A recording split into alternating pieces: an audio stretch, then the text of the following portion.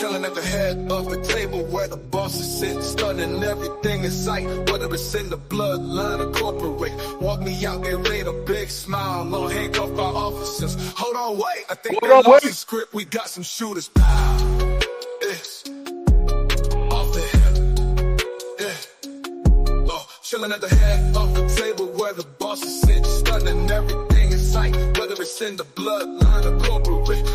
Out there ain't a big smile, no handcuffed by officers. Hold on, wait, I think they lost the script, we got some shooters. Pow, it's off the hip, yeah. Chilling at the head of the table where the boss is sitting, stunning everything in sight, whether it's in the bloodline or corporate. Walk me out there with a big smile, no handcuffed by officers. Hold on, wait, I think they lost the script, we got some shooters.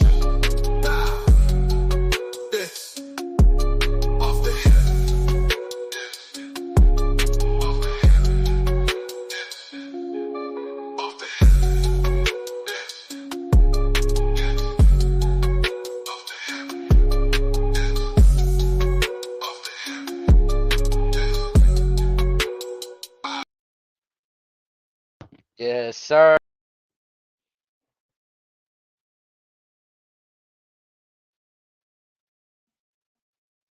What a show. And new Intercontinental Champion, Jey USO. Oh, no. That's main event Jey Uso. Some respect on his name. Oh, wait. Man, it's about damn time he won that damn singles Oh, shit. championship. We're doing it again, folks. Like clockwork. We had it good on SmackDown this past Friday, but for whatever reason, I don't know what's going on. We should be good. I don't know what. Okay, no, we're a little better. We're better now. Tonight, What was a were you memorable talking to night. Friday to fix it this past Friday? Talk to them again. I'm screaming. They got to us again. Main event, Jey Uso chat. We here. We finally witnessed his first singles championship victory. September 23rd. Ooh They said wee. it couldn't be done. He Man, said, nah. I'm gonna dog walk his ass. it's gonna be so interesting to see the landscape of everything right now. I want to hear what Rikishi got to say. I want to see where Jey Uso goes. I want to see the incorporation of how he takes this further. Are you ready for the spin back? Hold on. I don't want to ruin it yet. Are we ready for the spin back? Him and Braun? Or does he just move on? You know this is far from over. But also, could this possibly lead to maybe a Jay versus Sammy?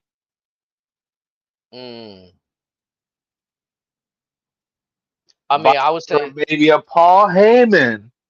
if Jay gets past Braun again, I don't want to see Jay and Sammy. But if it does happen, then I don't have doubts it'll be a good match.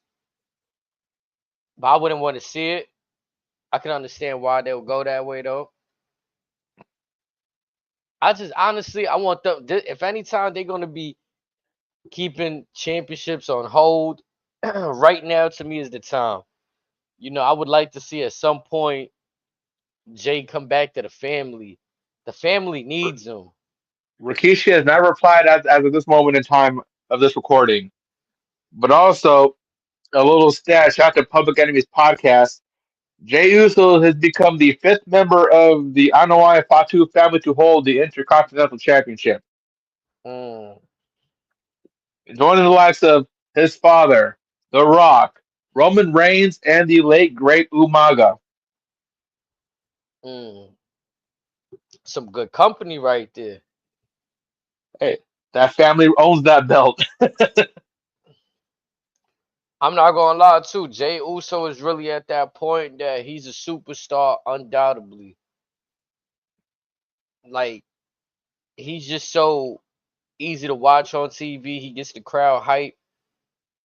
I never thought like watching them as a tag team.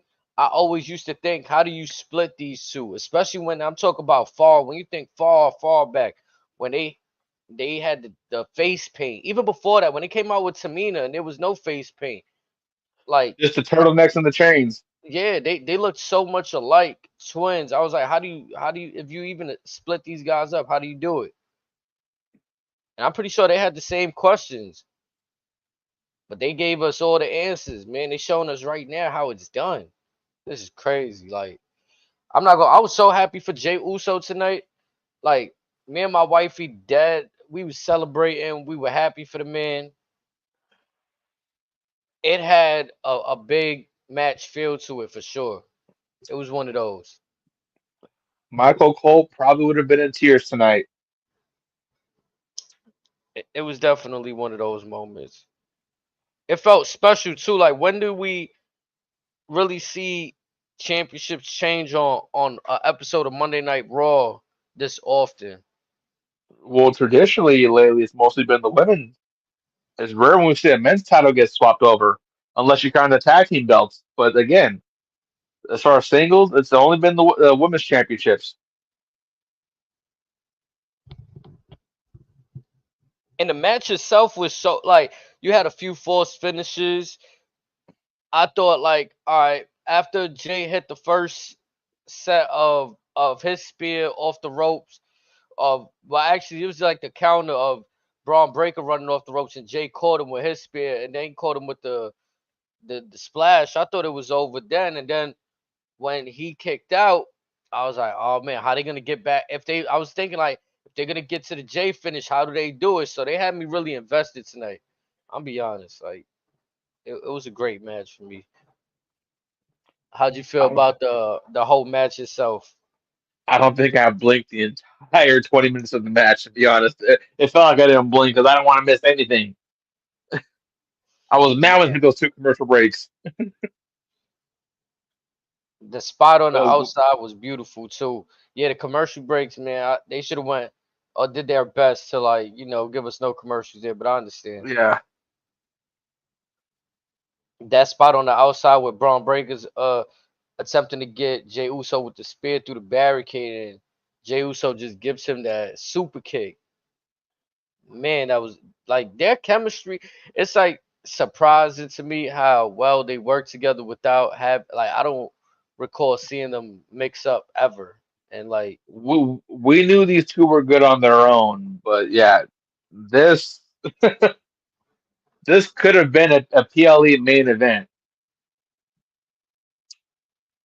And like I said, imagine when we spin the block again. This could have very well main event the Saudi show.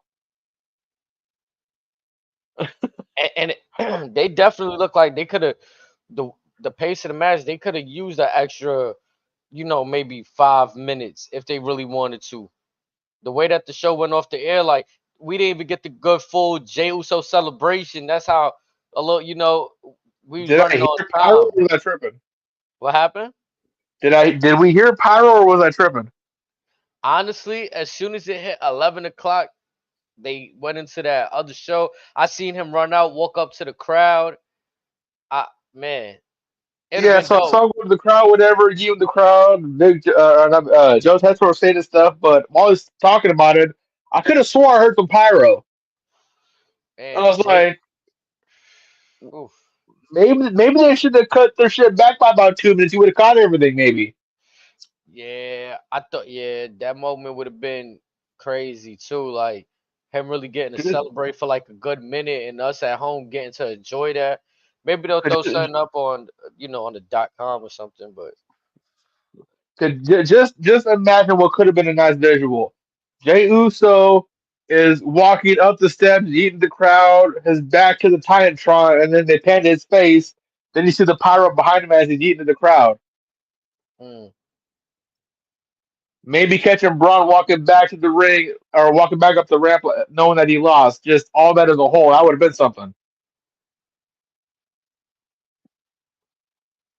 Yeah, that and then it felt a little rushed, but I also enjoyed it because there was a sense of urgency. Like when Jay Uso put Braun through the barricade with the spear, our immediate thoughts was he got to get him back in the ring. When But then, he hit that spear, oof, and I looked at the clock, I'm going, there's no way. yeah, it was Like about what there's 10 minutes there's no left, right? way. Like Yeah, it dawned upon me, like we doing this? Like what's going on here? they really went down to the wire with it for real because, like you said, And at then that moment, it was only and about then 3 minutes left. and then Jay gets him back in the ring. I felt the hairs come up from my arm. Like I'm like, what's happening right now? Like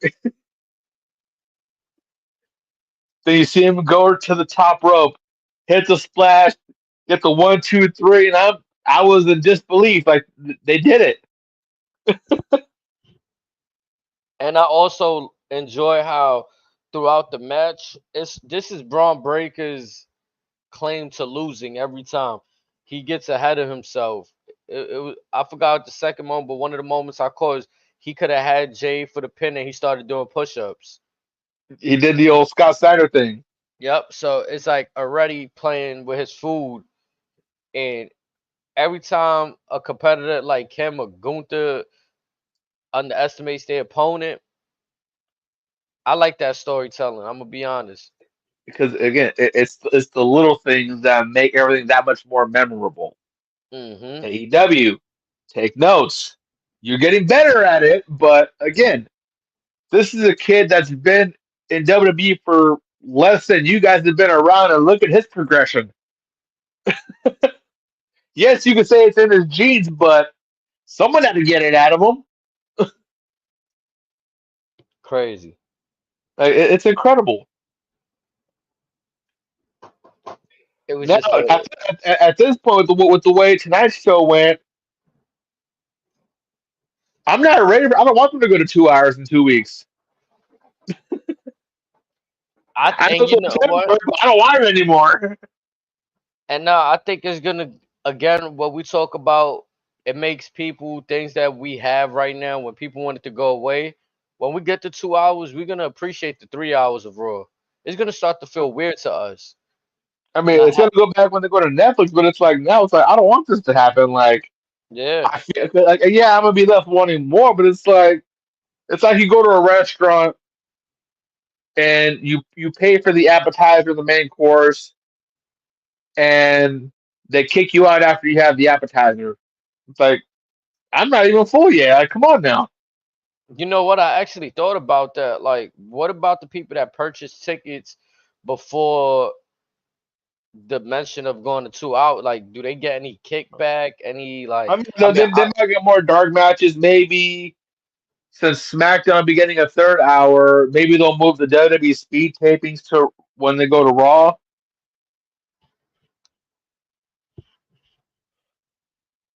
Because I guess Level Up may not be a thing for much longer.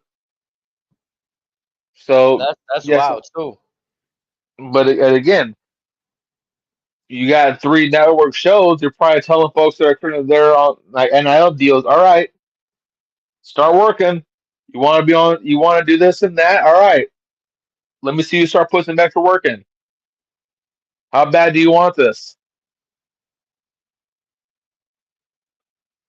Because we've seen what potential that LO can generate with certain folks like Javon Evans, Dante Chen, even Alexis King, and then Eddie Thorpe. Like we've seen what they've been doing. All right, let's let them focus on their own. We don't need to see the progression all the time, unless it's a live event. But let's let them focus on their craft. I can only imagine what happens once they start shuffling rosters around. Folks come and go, and that crop of folks start coming up, and we just see their imminent progression. We could see 5 more Braun Breakers than Bianca Belair for all we know, and by 2026. Hmm. I can only imagine when they sign Maya Lesnar if she wants to go down that road. Because Man, I don't know if you've seen her with her shot putting. I think is what she does. She has her father's genetics in every sense. Nah, I just seen Now, like a few pictures of her. if she's she's a little bit more soft spoken than him, but if she has his athleticism like we've known Brock to have, we will have a female Brock Lesnar before long. And just imagine we get that versus the Charlotte Flair. Mm. That would probably sell out any WrestleMania main event just off the name value alone. I think it would. I said, like I said, WWE's in such a good spot right now to where, yes, they have the Netflix check already in the bank, but with what they're capable of doing, especially with the NIL thing, so we have milestone in college. WWE can call it any day and say, hey, we'll pay this much on an NIL deal. So whenever you graduate, your dad knows me. We've done business together. The door's always open. Yeah, that should be a layup for real, right there, anytime. Yeah, Tonight but though, Raw was exciting from start to finish. I mean, like we speaking about it on the pre-show. Like we had Braun Strowman and Bronson Reed opening up, interfering in the beginning of Dom and Liv arriving to the arena. They're continuing their brawl. Dom Like got the pawn now, folks. Just like his man, daddy Eddie Guerrero. man, I'm not gonna lie. They pulled up. It was vibes. It felt real vibey today. Like seeing them still together. Like I want because for me, I had questions going into this. How long could they keep this going? And yeah, they keeping it going just fine. Dom is still Hey, playing this role very well. For me, it was always I always seen Liv like even when she was with the Riot Squad, like she had the like a little Harley Quinn esque kind of vibe to her. So the work she's doing is we amazing. also saw it in her beef with Ronda too. Yeah, so I'm not too surprised by her work, but Dom to still be engaged in this type of story for as long as he's been with Rhea and now Liv, it's dope. It's dope. I'm more blown away by Liv, to be honest. 'Cause like I said, yeah, we Yeah. saw the glimmers here and there, but to see it all get put together, like this, like we thought the Dom and Rhea connection was a match made in heaven because it gave us the Eddie and China vibes from back in the day. This pairing of Dom and Liv is essentially what I would have wanted should no, who would it have been? Should Seth and Becky have done like a Joker and Harley thing? This is what we were getting as far as the Joker and Harley Quinn type of gimmick.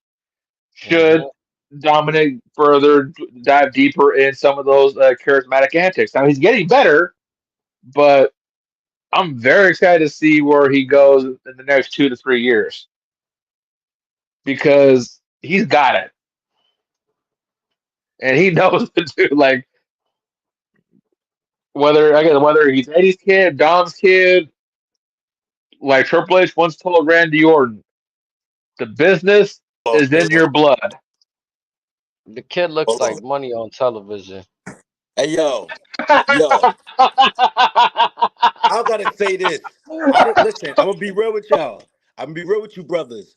I am preparing for two of the most anticipating battles and situations of my career thus far. I'm gonna be real with y'all. I love y'all niggas.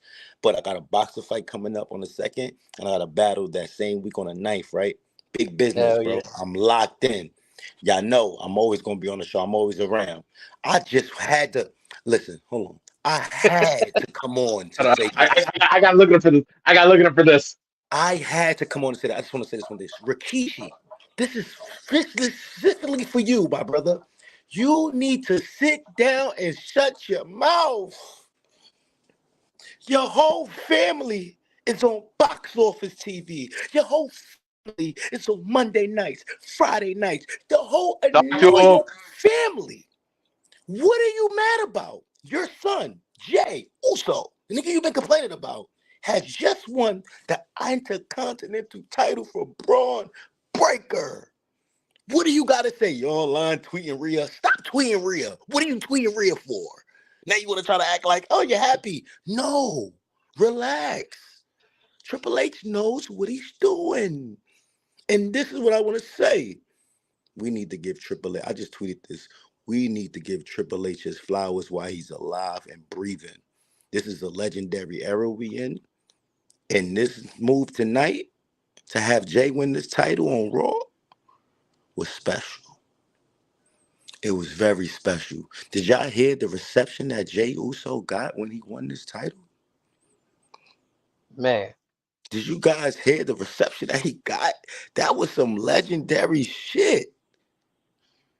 And Rikishi, what are you going to say when you go on your podcast, man? Oh, you knew this was going to happen? But really the proud? You literally was trying to shit on a WWE brand and act like they didn't know what they were doing. That's basically how you came off, like bitter. Like, what are you doing, my son? What did you do? He needs to do this. What did it real? Now your son he has finally cemented himself with his first ever singles gold title. And he won it off someone that we didn't even expect to lose it right now. Because Braun Breaker is an incredible talent, box office, the future, and Jay was the first nigga to dethrone him from that. What? Jay is the This fifth was man not, in the this was, family to hold hold on. the belt My too. speech was not written. This was not written. I didn't know what I was going to say, how I was going to say it. This was just a feeling. Rikishi, shut up. And I say that respectfully. You're a legend. Put your ass in people's faces. Oh, like nobody said nothing when you was doing worms and shit with Scotty Too Hotty. And then we ain't tell you to stop working with them kids, them nerdy guys, right? It was fun, right? You was getting a bag, right? Let your kids enjoy their careers. It's their time. Rikishi Roman show is will be out eating. tomorrow. Everybody's eating. Solo Sokoa, look at your youngest son. Look at him. Look at what he's doing. Stop worrying about Jay and Jimmy. Look at everyone else and look at their progression so far. Look at it. You talk about Jacob Fatu and they're moving too fast. Bro, Jacob Fatu already became a champion. He's beating the shit out of Cody Rhodes. Like, Jacob Fatu is incredible. It's nothing that he's been doing that looks like it's moving too fast or it's forced. Am I wrong? nah, he went well with Nope. that. So that was kind of like a little reachy, Rikishi. I didn't get that. You kind of come off like you just, I don't know, what you do. What you on, Zempic or something? Are you on drugs? Like, but man, that segment was sponsored by Box Office. I love you brothers, man. Yes, sir. Love, buddy. It's all And love. yeah, at the end of the day, man, off the fucking hip, I will be back with the brothers every fucking time, like I usually. But right now, I am locked in, man. They just announced another battle on this card. It just pushed me to a whole nother level of motivation. And I'm putting together some of the best shit I ever like prepared in my life. So it's not that I don't want to be on here, but like my focus, you know what I'm saying? I don't want to give off that energy. So salute to You everybody in good. the chat. Salute to everybody that's enjoying the show. Salute to y'all brothers, man. I love wrestling. You feel Salute, me, man? Brody. Jay Uso, nigga. Fire, nigga. Fuck we talking about Rikishi. Shut up. I love it. Ah! That just boosted mine. Hell yeah. Hell yeah. Ooh. That drive-by announcement. I fuck with it. Nah, I fuck with it. Facts though. But we gonna spin back on Keish, but just to go back to what we talk about, we got I don't know if you want to talk about the actual promo. We we got the announcement though. That's what I want to talk about because I think this is the first time since Enzo, maybe, or maybe James Ellsworth that we're getting a Jericho? cage match, a shark cage. Was it Jericho?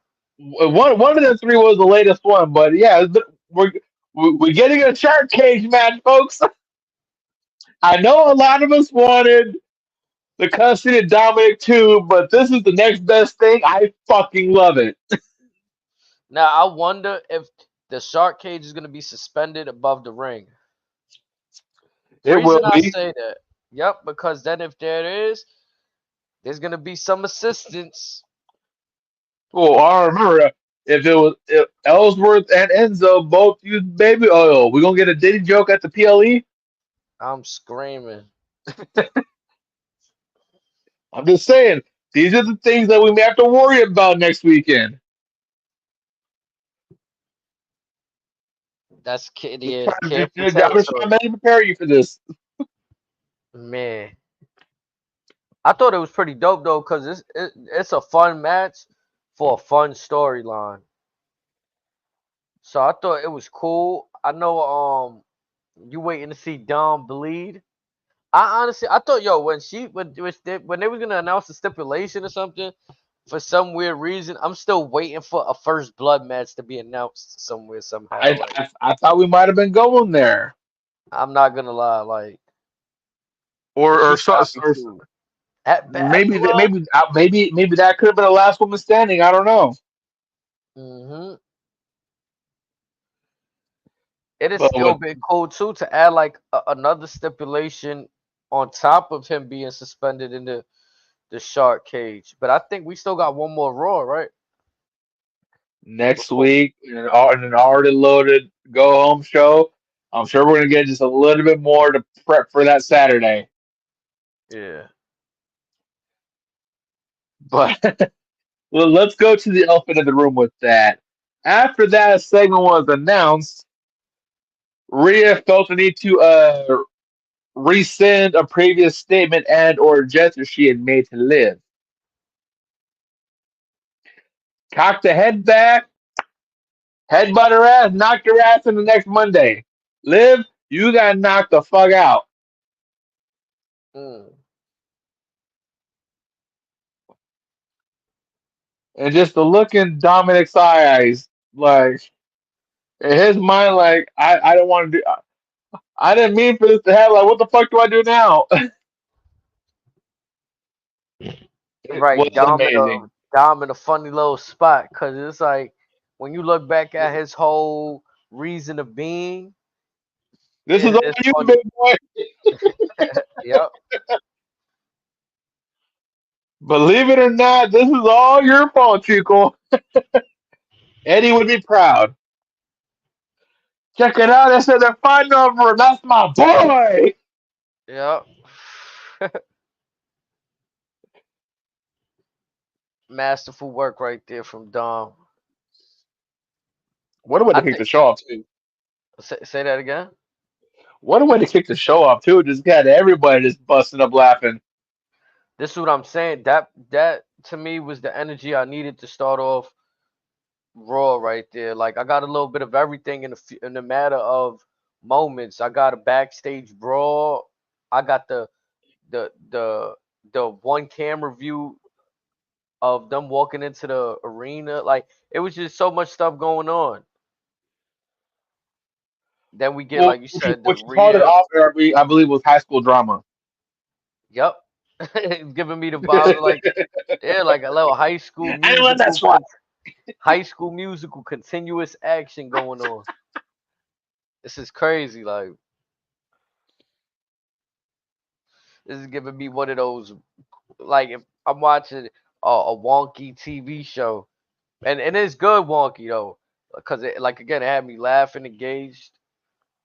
The part that kind of slowed down for me, but it was still a good match, is when we get into the Ludwig and Sammy stuff.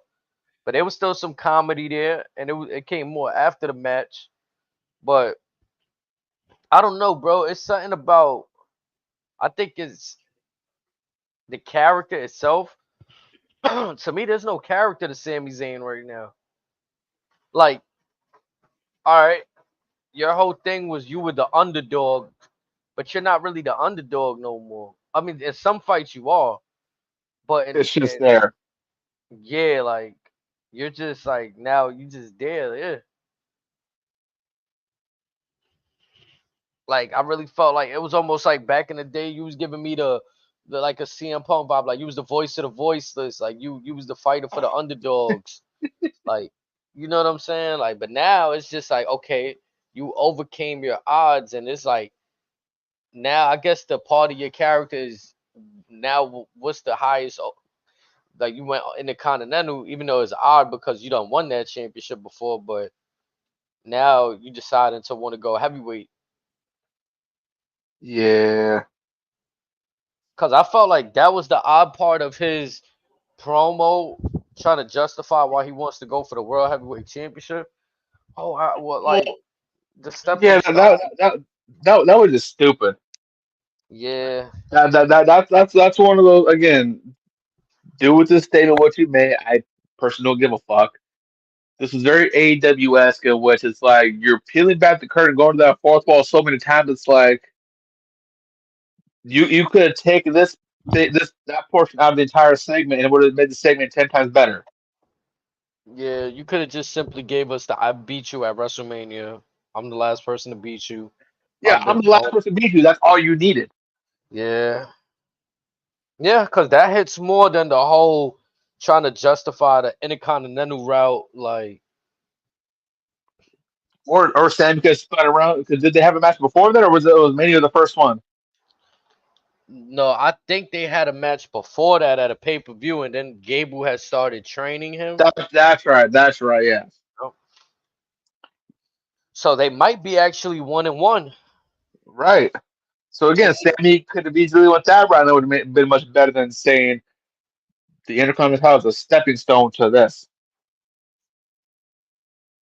especially again when he's held that, now it's like it puts like I don't want to say that expectation for anybody else, but if I want it to be petty, I can now like okay, well, Braun Breaker just lost. Does he insert himself into that with you, Yeah. Yeah. Sammy? Is he after you? Like that? What you tell us now? Right? Like, does I mean, yeah. I mean, would that be crazy though? If let's It kind of just put would it, be. if It honestly would be. It's like, bro, what the fuck we doing? because like they both have the same claim, not as recent, but Braun has beat Gunther in NXT. Sammy Right. But we Gunther, don't need to go there just yet. right? And that's my problem with the Sammy is mentioning the whole because now I'm really interested to see what is Sammy gonna do to get Gunther to say yes after Gunther just. I'm not gonna lie, Gunther, yo, he pulled a good pump fake today. I like that from his, cause he's been kind of on his cool, laid back shits, And talking shit today's to in his people. gear. Yeah, he was in his ring gear today. Gave us the pump fake championship. Like, you know what, Sammy in 'Cause California. Hmm. they need to see it. I mean, I made a decision. I've seen enough. They need to know. My answer is no. Bro, that had me. I'm like, yo, this. I love that for Gunther, cause it's comedy without being like a overly funny guy. It's just enough comedy where your soul sounds like an absolute prick. Yes, yes. Like you can still hate him. Like you don't gotta love it, but yeah, to those that find that shit funny, you're gonna enjoy it. And I really like how that pump fake occurred right Just there. that tongue in cheek, you motherfucker. Mm-hmm. Exactly. That's what I'm interested to see where, and not interested in a good way. I'm more interested in a bizarre way. Like, how are you gonna make Gunther accept this challenge now? If well, okay, Sammy just beat Ludwig. Gunther doesn't care about that, which makes me further not care about that match in itself.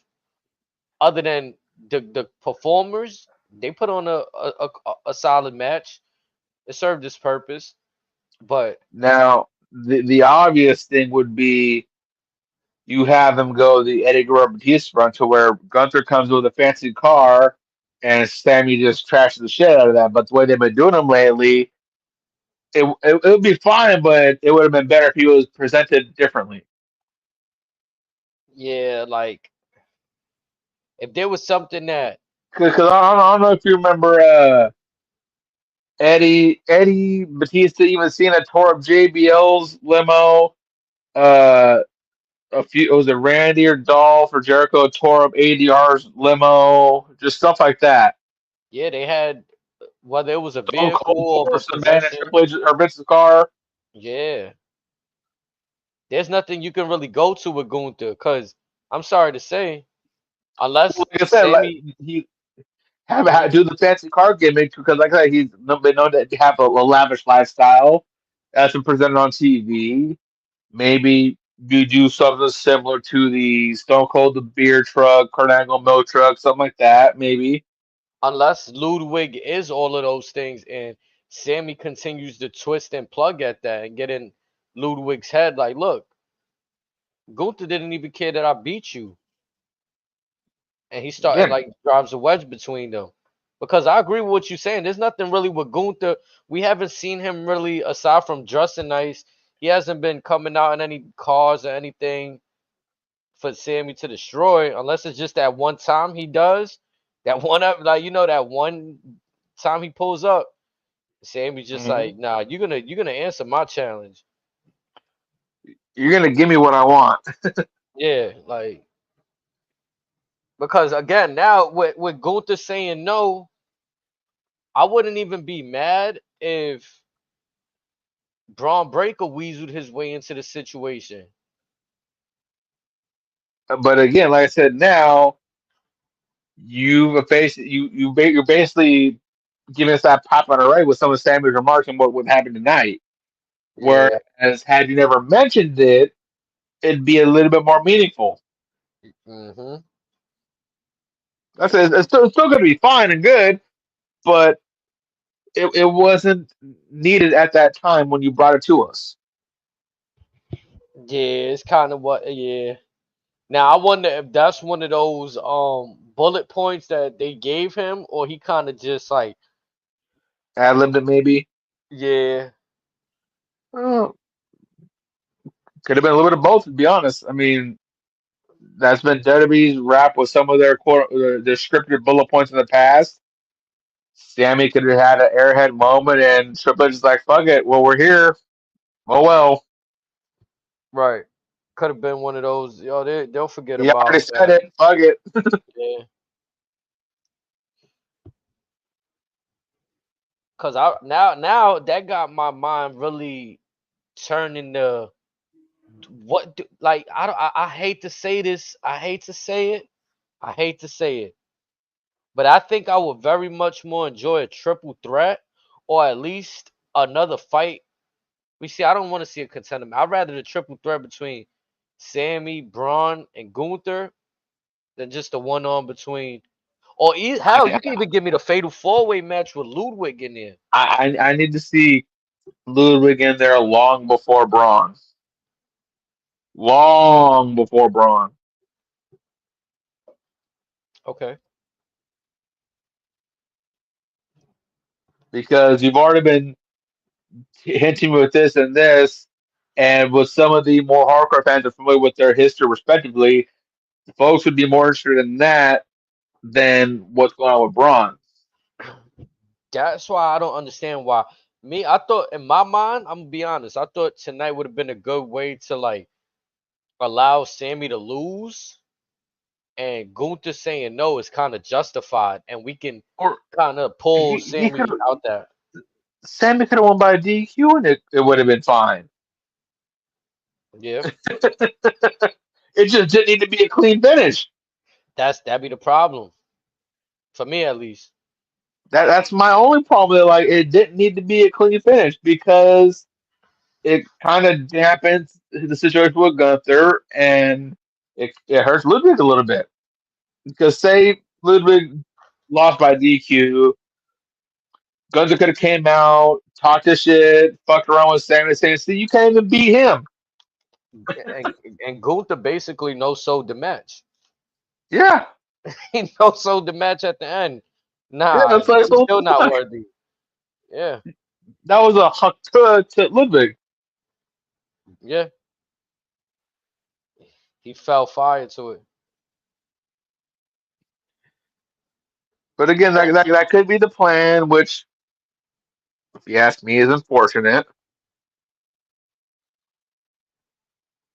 Do we really look at Luke like, all right? So my question, I think, I mean, I'm gonna say this, respect to what Zami has done for us, but like I think Ludwig is at a better portion of where I like his character, and I might even say the in-ring work with him. I think Sammy has just become routine go-to moves, but there's nothing wrong with that. But at least if he's gonna be that, I would like some more charisma to the character, a little refreshment, rejuvenation to his character, or something. See, and I'm biased towards Kaiser only because I've always been a fan of that European style. Yeah, Sammy does well with that style, but Ludwig's always giving me that what if style. So it's like I want to see more of him. I do too, because in a weird way, he get like I can't pinpoint who cadence he has, but he has a We want very to see unique more of it. cadence. Yeah. Yeah, No, it's for real, very yeah. different. Especially in the wrestling world, it's very like you don't see cadence much like his or Gunther in the U.S. wrestling landscape. Like Regal wasn't even like this. Nah, Regal felt more in WWE's landscape. He felt more of a character. Like with these guys, this feels authentic. Like I feel like they're not even doing much to, like they just going out there and being them for real. And like I said that's the beautiful part about it. Like it's so different. It's very refreshing, especially with Ludwig because we didn't see this much of him in NXT, or I didn't at least. And the more we see him more in the last 3 months than we've probably seen his entire tenure in WWE. Yeah, they had And it's different like names, right? it's like where has this been? They had different names in NXT. Even then, like some folks saw very small glimmers in WXW in Germany, but even then, it's like we all knew he had something there, and now that we're seeing even just the first gear of it, it's like, why have you been hiding this? Why have you kept this from us? Yeah, and I think it's because Imperium that I remember, they had the 4 members, then it trimmed down to 3. And then when he has the tag team with him and Vinci, Giovanni, yup, I felt like they didn't want to allow Ludwig to outshine him too much. But when they started letting him talk for Gunther, I think that part it really took off for him. so you want to know what my theory of what start taking off for him? I don't know if you pay attention to their old entrance, but when Gunther would drop the jacket, he would just catch it out the fly and spin her around in a weird way. It looked clean the way he did it, Oh and yeah, yeah, yeah, for it sure, was bro. always That the was same crazy. time every time. Yeah, again, cadence. He was doing shit, little nuances that, like you said, it's rare, unique, things we ain't see before. And to me, I paid attention to things like that. I'm like, nah, like they chemistry with whatever it is that they doing right now. I don't know if this is planned, off the cusp, like whatever this shit is, it works. Cause I know And exactly what you're you talking know about. this Yep. man, like he was born to be a star. Even when they used to put their arms behind their back, they used to do that shit synchronized. Like I used Hmm. to be like, how these dudes do? Like you usually don't see that everybody moving in one like that. Like I was like, nah, these dudes is really like they moving like that. Yeah, and like I said, with Gunther and Kaiser, they had been joined at the hip for at least 15 years. They broke in together. They traveled the world together. They made it to WWE together. Now I already know that like a duo like that that's been around, it'd be like so fire to see them go at it. You know what I mean? Because their chemistry when they actually dance is gonna be magical. And I'm surprised that I haven't even seen. I can't even recall too many matches that I've seen Gunther and Ludwig actually tag with each other. But I like that because this is one of Mhm. those duos or If group. they have it in WWE, you could probably count them on one hand. Yeah, and I like that for them. I like that for them. Talking about taxing, this is a random thought though, but I see people want to see JBL and Jeff Jarrett, Take my money. the last outlaws. That's what they're trying to call them. Take my fucking money. Man, that'd I be don't think fire. they haven't shared a ring together in well over 30 years. Yeah, they said the last time was on like 1998 episode. Oh, probably a Raw. Yep. That yeah, so yeah, almost 30 years they have not shared a ring together, and those two are very talented on their own. Jarrett, even Bradshaw, like they've seen it all, done it all. I would love to see that.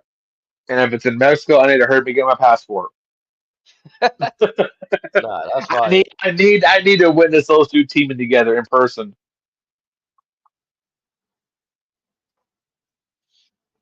But yeah, I just felt to mention that just because we talk about Gunther and the tag team. But yeah, just to, that was the only portion of the night that for me that I just like, oh, Sammy and Ludwig, but then Gunther made it all right for me with just denying him once more and how he did it. You know what I'm saying? It didn't save it entirely for me. I still stand by this, and I'll die on this hill. It did not need to be a clean finish. Yeah, I'm not. I thought personally, again, I'm gonna double down. I thought Sammy was gonna lose. He should have lost just to Or validate everything. making it win by DQ. Somebody says not anything but a clean finish. Yeah, the clean was just they doing Ludwig dirty, man. And he took that clean finish to LA Knight, which that was for a championship. But then you just losing to Sammy over here for nothing. Not even for the good honor, because Gunther don't even care. Yeah, because I said, say Samuels or Ludwig's gonna lose model clean, whatever. You could have Gunther come out, talk his shit to Sammy. Ludwig gets snaked by a Ludwig kick, and then you further tease us with Ludwig versus Gunther.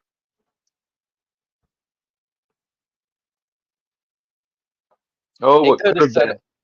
Yep, could have set up. And I'm afraid that it's one of those things that, and I hope not, but when, if and when Sammy does get into Ludwig's head, I hope it doesn't feel like it's too late. Because I feel like last Um, week when he tugged at like we seen a little reaction, we seen like Ludwig kind of think about it, or at least pump fake like he was thinking about it. or even Gunther doing the. So you want to tell me? Yep. You good? Yeah, because even at that moment, I feel like Ludwig did a good job of pivoting that, and like, oh yeah, that's something I want to get off my chest and attack Sammy, only to divert, and really not show his hand. And like I said, back to what we talked about other segments. Say Ludwig turned on him now. It wasn't needed right now. Therefore, if it's not needed, there's no reason to pull that trigger right now. I just kind of don't like the aim because what I'm feeling is they're gonna try to get Sami Zayn to do that soft talk to Ludwig. You know what I'm saying? Like it's kind of like we already seen a little bit of it last week where he was like, "Oh, you're like one of us. You want to show us what you're made." You know what I'm saying? Like he's trying to throw this propaganda at him that he's a good guy, and I feel like Ludwig could be a face, but he shouldn't be like overly for the people, if that makes sense. You know what I mean? You know what will really concern me if they go down that road? What's that? If one of the first people we talk to is Ilya Dragunov. Oof. That I think you'll normalize them because of the history with them. Yeah, you can argue bygones are bygones now, but I mean, no. Yeah, I think you should leave Ludwig like a tweener. Like you make him a real likable badass. You don't make him like see how Braun I Breaker mean, is a badass that's likable. That's how you should keep Ludwig. He's a fancy talker, and in the ring, he can fucking go. yeah, but I don't want Gunther to turn babyface either. See what the Yeah, problem is? yeah. So Gunther's probably going to catch the same meteoric rise of being a favorite like Tiffany Stratton has gotten. It's going to be one of those things. Sammy's presenting to us like we don't have enough baby faces right now. I mean, it'd be nice to have a few more heels because of said baby faces. I digress. But I don't see how Ludwig will stay a heel much longer with what's been going on and him getting more eyes on him and losing the way that he's been losing.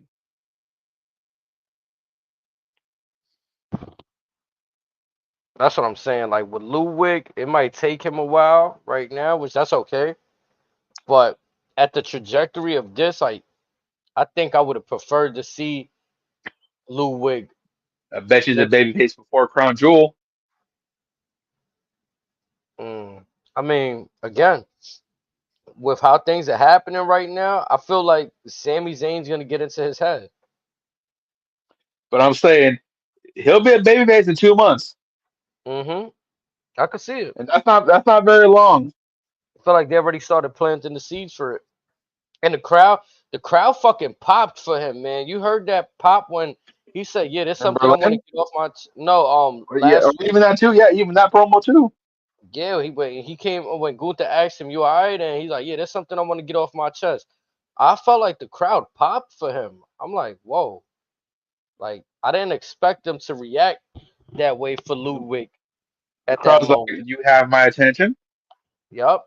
And then he went on to beat up on Sammy. So there's definitely some legs with Ludwig and whatever they want to do with him. I just feel like the Sammy stuff, it just feels a little forced to me sometimes. Like I can't point out another scenario to which it feels, but it just feels like yeah, Sammy's just featured in a lot. That's like I felt when it made sense with the bloodline storyline, they found the way to, make him an honorary Oos. Even his inclusion of how he told Roman Reigns, like, "Oh, I'm the locker room leader. I hear things that you don't." Like, they had a character for him right then and there that play. Things made sense for him. A lot of what Yeah, yeah, like a lot of what I see from him now, it's just like it's just okay. Let's put him here. How can we use Sammy? Okay, we're gonna put him here. No, but let's put him here. No, we're gonna throw him here. Like, I don't know, man. well, maybe he's not meant to be a lead guy. Yeah, I don't know how familiar you are with his stuff as Generico, but he was always one to follow Kevin Steen's lead or everyone else's lead. Never really be the guy to like take charge of stuff. So I mean, that could be it. He's meant to be a number two guy. and I'm okay with that. Yeah, I'm okay with him just like, and again, like when he's used in the right setting, right place, I don't see a problem with it. Again, he had his moments, two WrestleManias back to back. I don't think we need to have another Sami Zayn Oh, no, no, dethroning Gunther two moment. marquee WrestleMania matches back to back Yeah, years. like yeah, not just right, like not just One of them slouch. was the main event, if I'm not mistaken.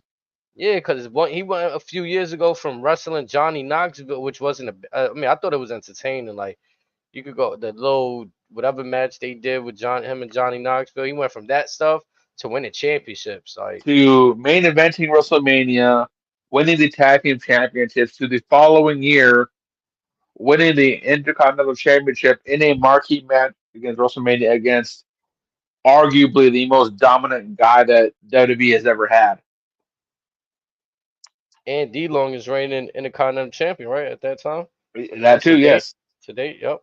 The most, or the longest running guy of history.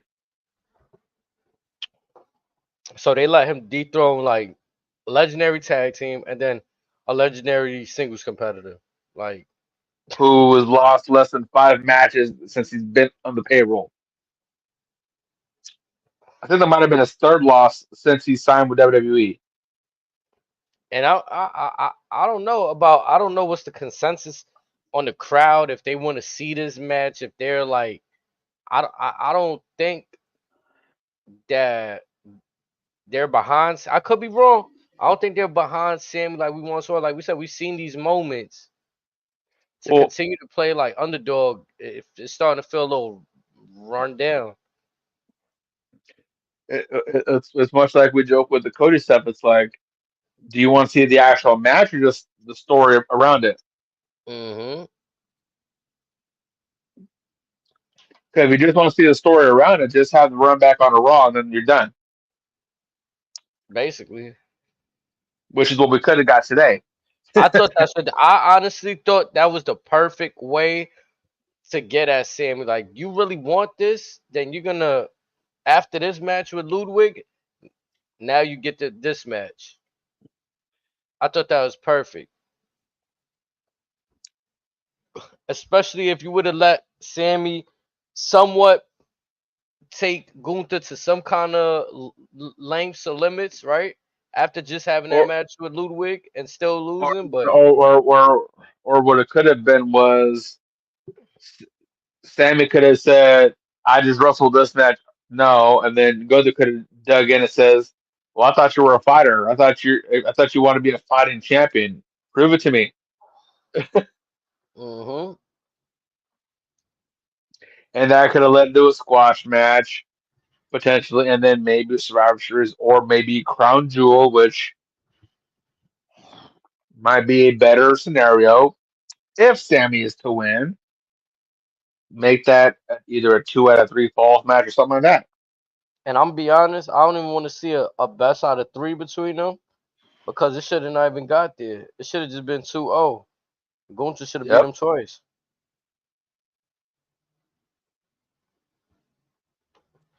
Yet here we are. Yep. But at least moving on from that, we get some fun stuff. We see Kofi, we see the New Day backstage. I thought we was gonna get some fun times, some fun moments. We see Kofi with some memorabilia. Well, actually, Well, before no, no, yeah, this was memories. Not these were memories. We saw the Bootios. We saw making her long-awaited return, Francesca. Wasn't rocking with it. I don't remember the last time she was purple like that. I gotta go back. I She thought made she a few was, colors. yeah. Yeah, purple may not have been one of them. Yeah. I was like, all right, Francesca look a little See, different. this is why I didn't give a specific Francesca number. Because Right. remember, Yep. that's all I just said. Francesca, just okay, just cover the bases. Yep. And I thought it was interesting, like, to see that and Xavier, he kind of no sold that, like, yo, that's cool and all that, but this is the problem. We gotta lock in. I really like they little back and forth here because now we might see the implosion of Xavier Woods. Like, we thought maybe with the little pivot of Odyssey Jones, he got released. So maybe they kind of have to, no, they don't have to, but maybe they choosing to go away from Kofi had side plans because now we seeing Kofi say, "Oh, you want to be the quarterback? Go ahead, bro. It's on We're you." back. We're back to what I've wanted since day one when they first teased this. The I love implosion, it. Woods, come to the dark side. Fuck yeah, all that noise. yeah, it's seeming Let him that know way. you him. It's definitely appearing that way because Kofi is giving Xavier the keys now, and he's letting him know, like, "Yo, it's on you, bro." And that's when we get American made. They just come through the Creed brothers. They laughing at Xavier. Like, I thought it was pretty funny because they kind of just shitting on him, just trying to be serious.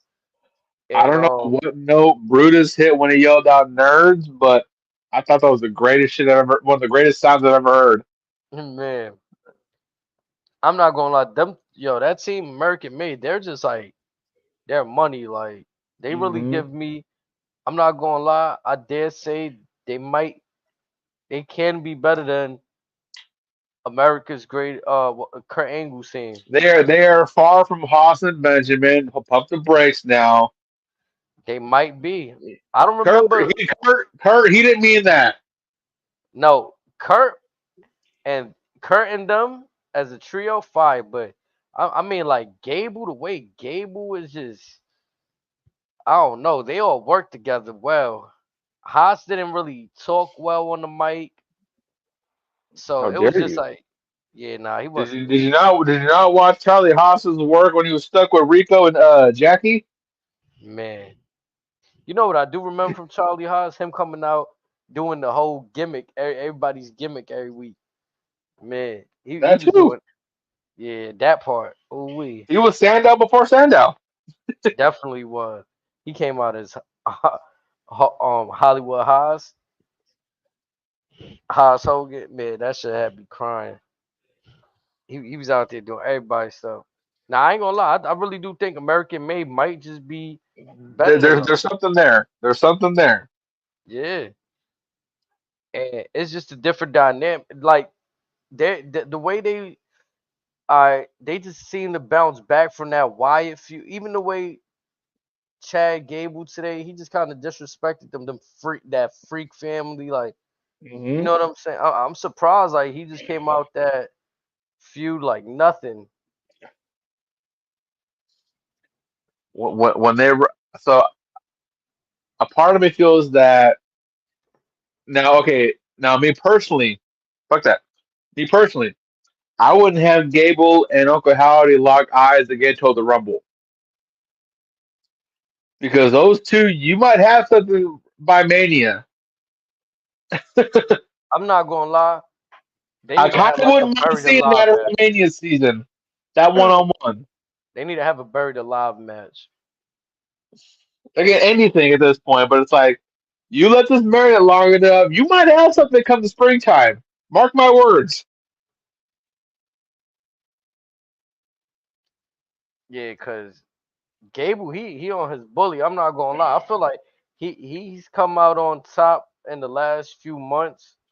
Like if I could give an assessment of anybody on the roster, I like how I was just saying about Sami Zayn, how he feels stagnant, his character. I feel like Gable's trying Gable, something new.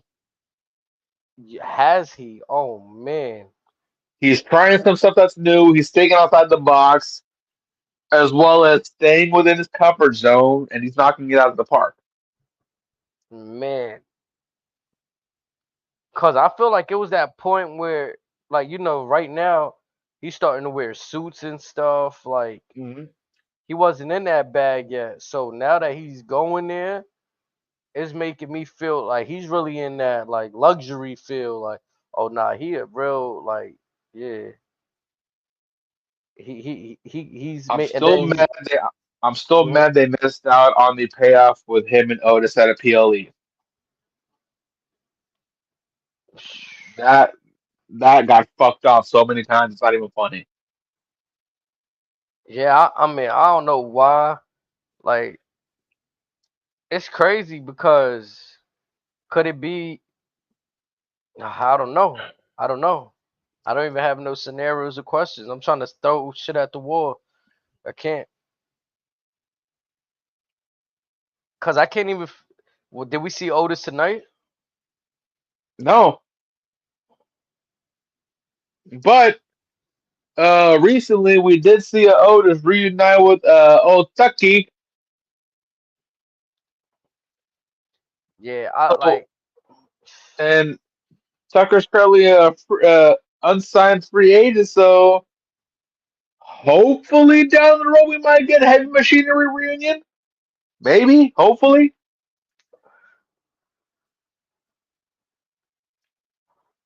At least I'll feel better about this whole situation. I mean, even it'd be fire if he get both Tucky and Mandy Rose back.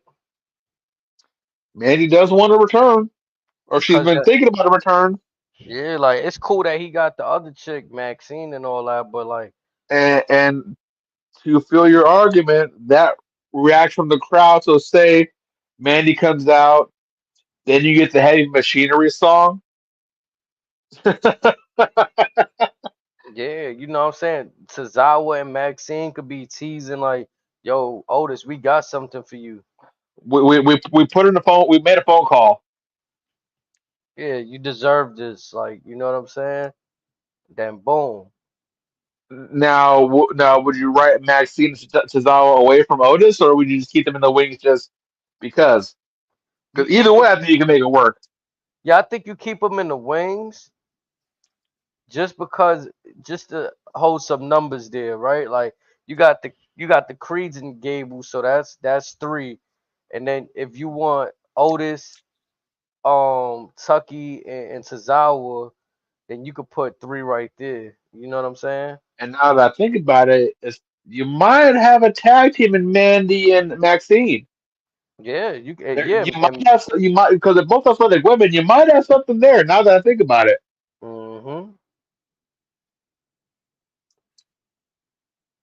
and then Mandy could actually come in and like Ivy now been kind of bullying Maxine, like you know what I'm saying. Mandy could come through and like put the hurts on her, like yo, what you doing? uh-huh. Like, I thought y'all was treating Otis like this, like he ain't got no family. Folks, we might be on to something. Triple Yeah. H, we are very negotiable.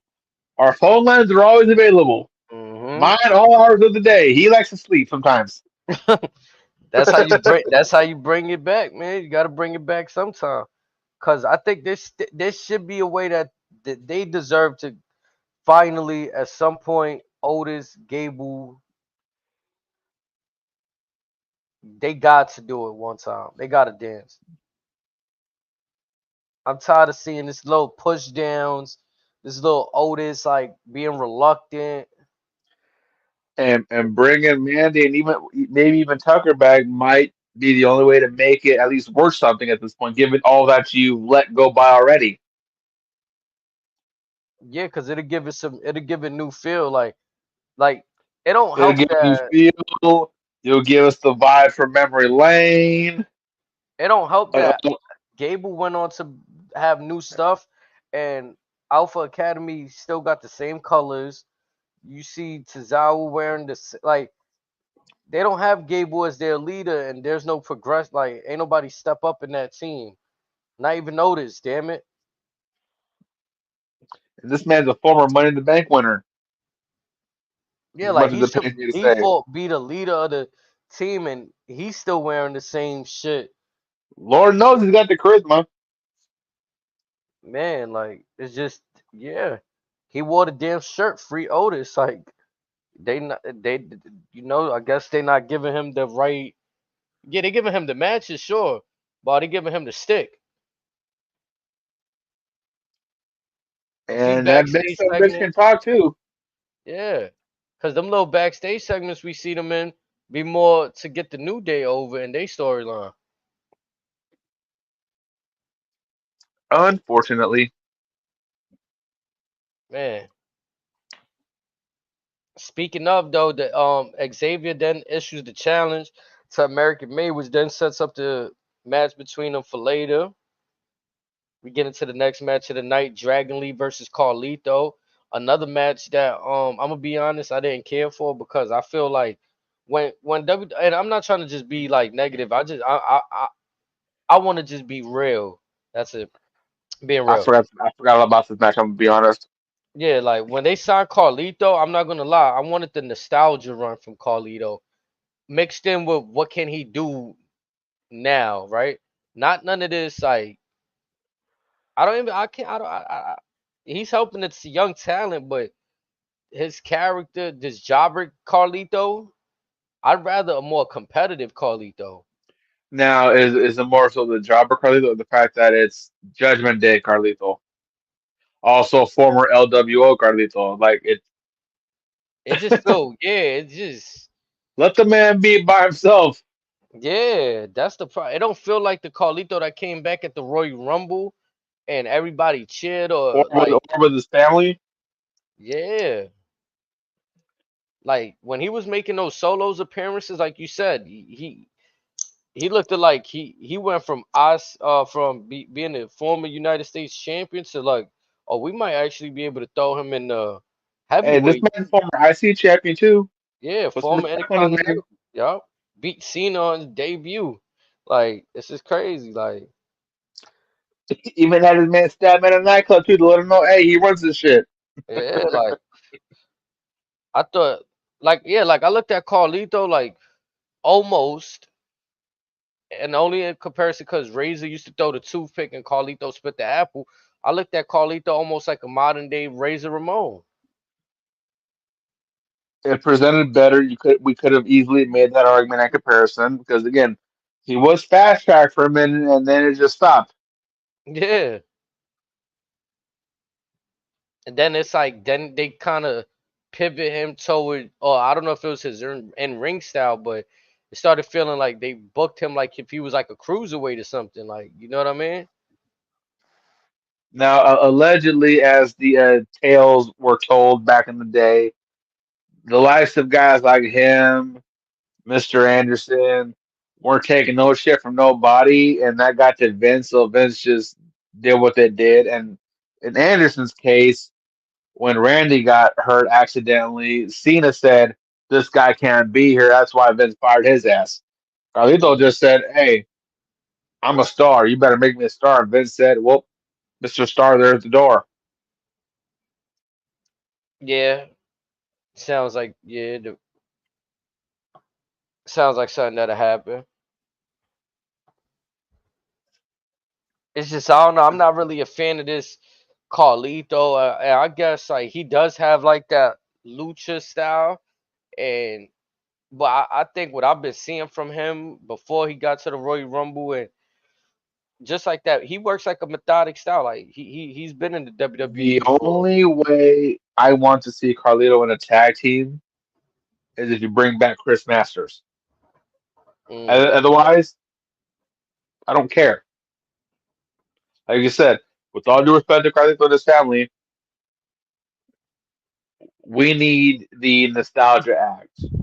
We need Yeah. what brought you to the dance because that's how most of us know you, and that's how most of us have appreciated you for all these years. Not trying to knock what he's doing now, it's just one of the things where, like, again, like the saying goes, if it ain't broke, don't fix it.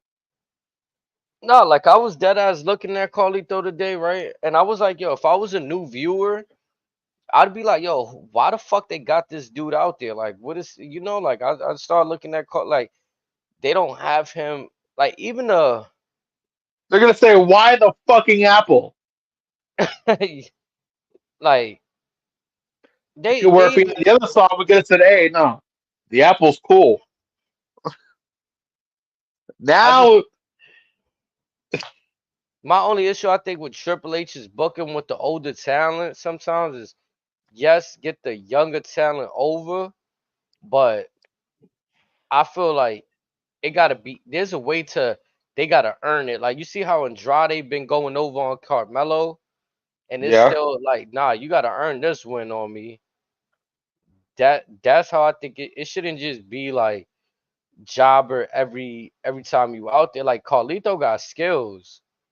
Like you said, this is what got him along with the nostalgia, but he could go in the ring.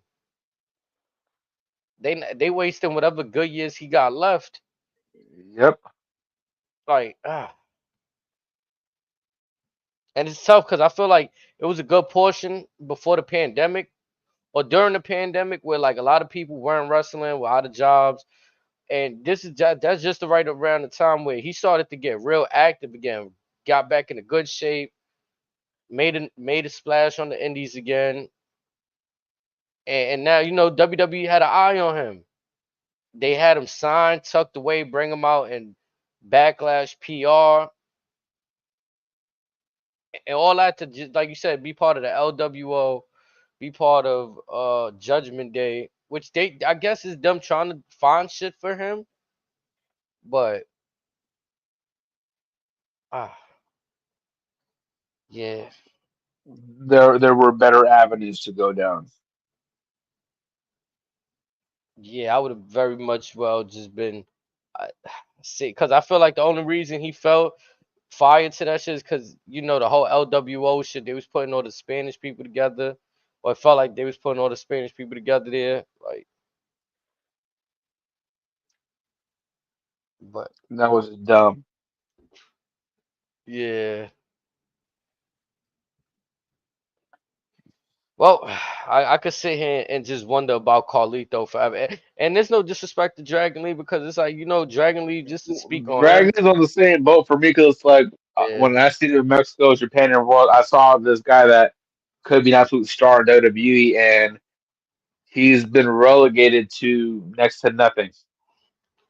I'm not gonna I don't, say I don't I know. I don't know if he's been injured. I don't know what's been going on, but as talented as he is and can be, there's no way this is all they got for him. I mean, it seems like he can't stay durable. From what I remember when he had the North American Championship, it was almost like he stayed around when he was fighting for it or he had it. It seemed like he would just keep getting injured. And he has a very physical and high risk style.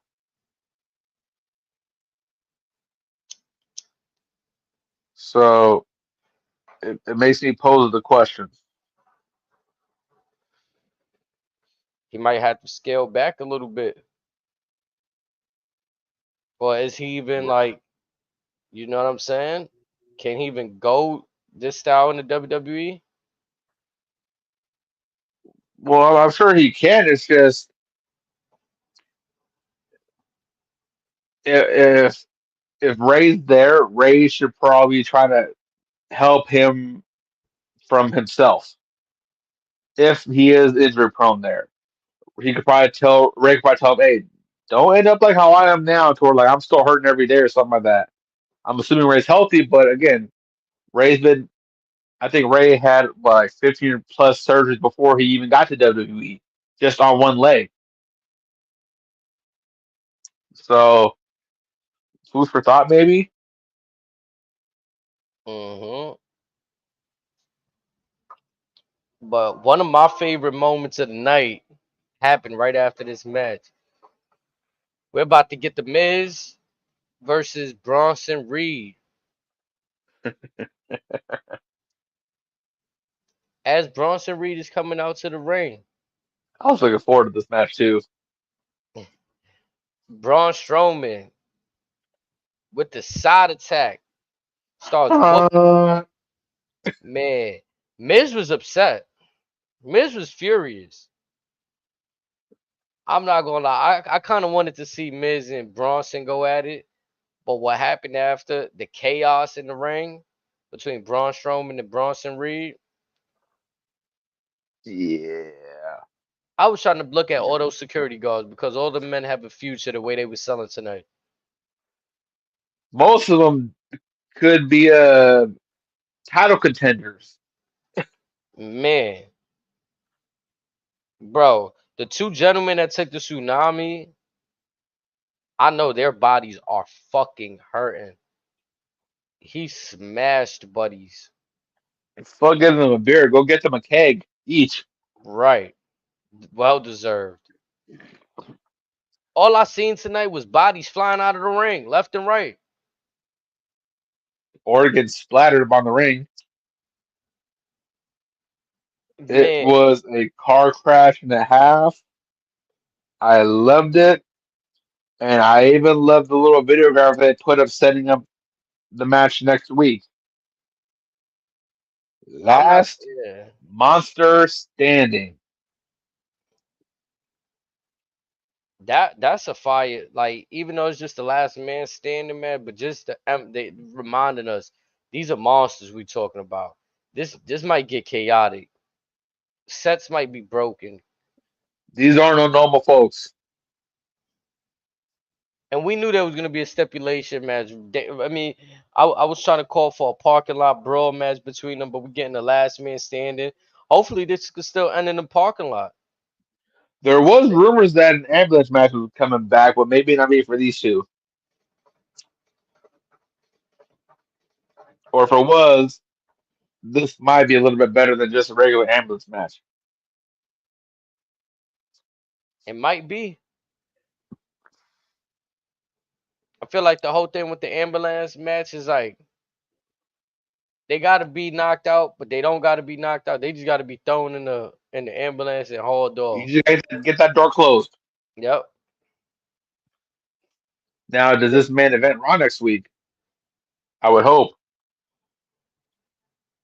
I'm not gonna lie. I would probably open Raw with this next week.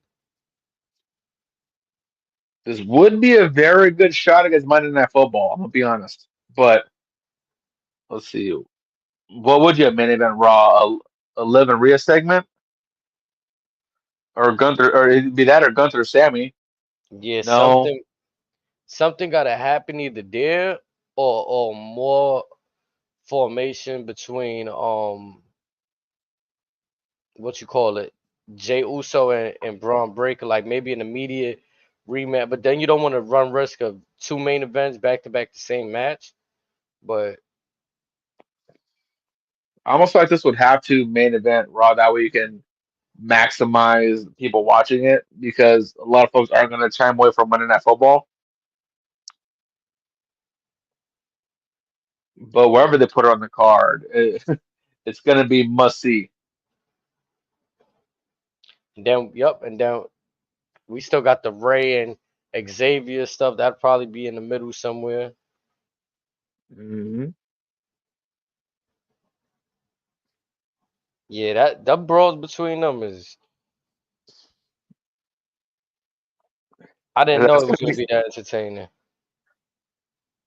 I thought this would have been like a 2, maybe 3 week program. That's it.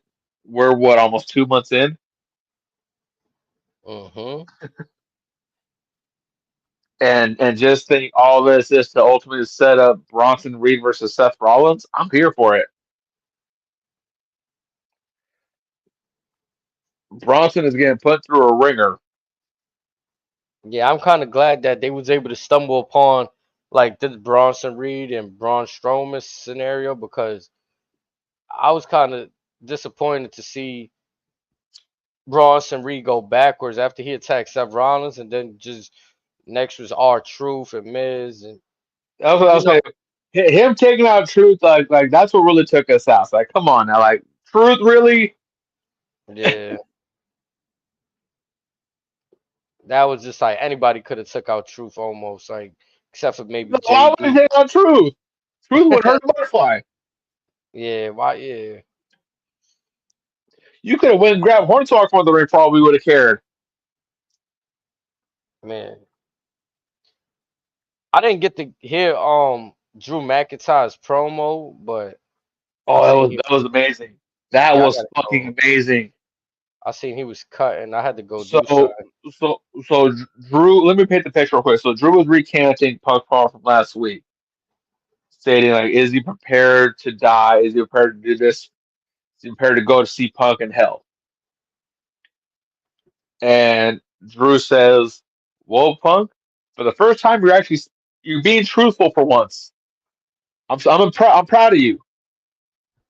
Now, and he even goes down the whole of his history with this stipulation. He goes, "I've been in Hell in a Cell before.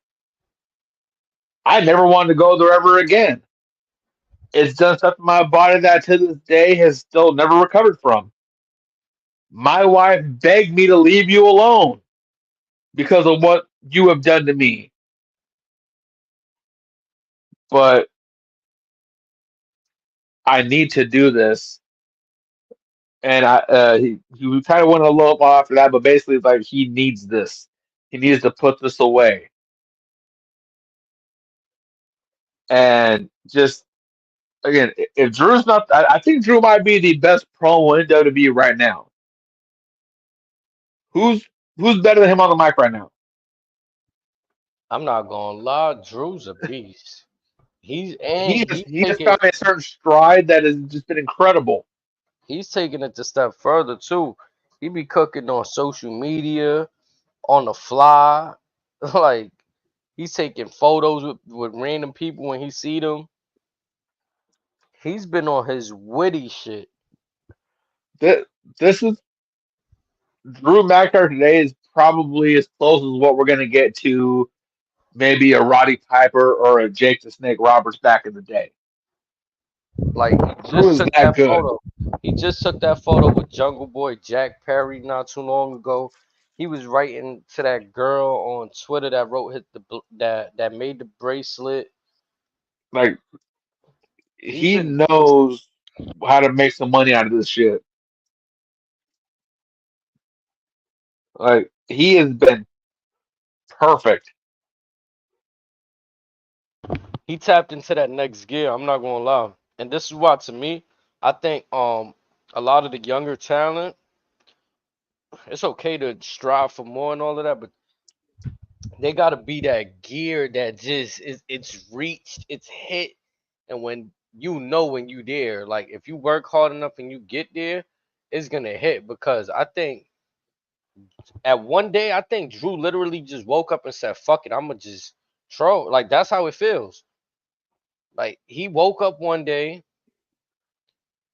during this CM Punk rivalry Oh, and he said, been like this all last year too, before Punk. yeah, but right now it feels like during the whole last year, it felt like he was complaining with the Seth Rollins thing, and yo, you should face me, and I wasn't really a fan of that. This though, He was this he aside from the savagery personal blows, it's basically been the same thing if you think about it. If you want to break shit down, and how so? Drew, even much with like the blow stuff, he felt like stuff was taken from him. In this case, Punk took his spotlight. Roman took his title opportunities. Randy took his shine back from his return. It's all the MO's been the same. It's just everyone's like Seth touched on with him back in the day. Like it's always everyone's fault that Drew McIntyre can't get the job done. In this case with Punk, he thought it was a one and done. Punk said, "It ain't over unless I'm still breathing." Fast forward to now, Punk is choosing not to leave this alone, so that's why they're having the stipulation. Drew tells us that his wife was begging to leave this shit the fuck alone because he's going crazy over this. Once again, Drew is blaming others for something that is easily resolved.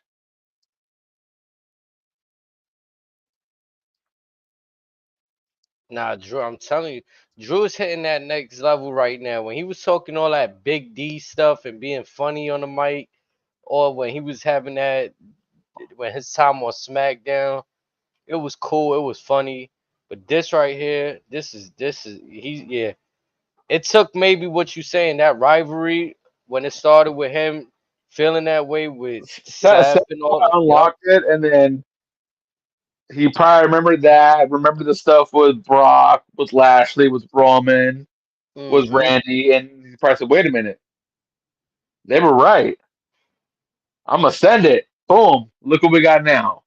Hell yeah, bro. Cause they really put him in them positions, and now he's once again put in that prominent storyline. Like this is really one of those things. Like people go to just watch CM Punk talk every week, watch Drew talk every week. These guys ain't even they're not even in matches. Like people are And showing like up you to just listen saying, to them like promos. they're selling at. They're probably the reason why everybody's selling out because they want to see what they're gonna say next. Are they gonna put hands on each other? They just gonna talk shit. What they gonna do? For real though. Like it's that's how deep they are in the storyline, got us invested. Like Drew McIntyre used to be one of them guys we see every week on Monday Night Raw wrestling, a random, just like a random match. Like there's levels to this shit. Gone He's are reached the them levels. days of the 3-man band. Now, nothing against the 3-man band. Three of my favorite guys, but what many people thought was the Death Note, all three men have scratched and clawed their way now to where you can argue that all three of them are major stars.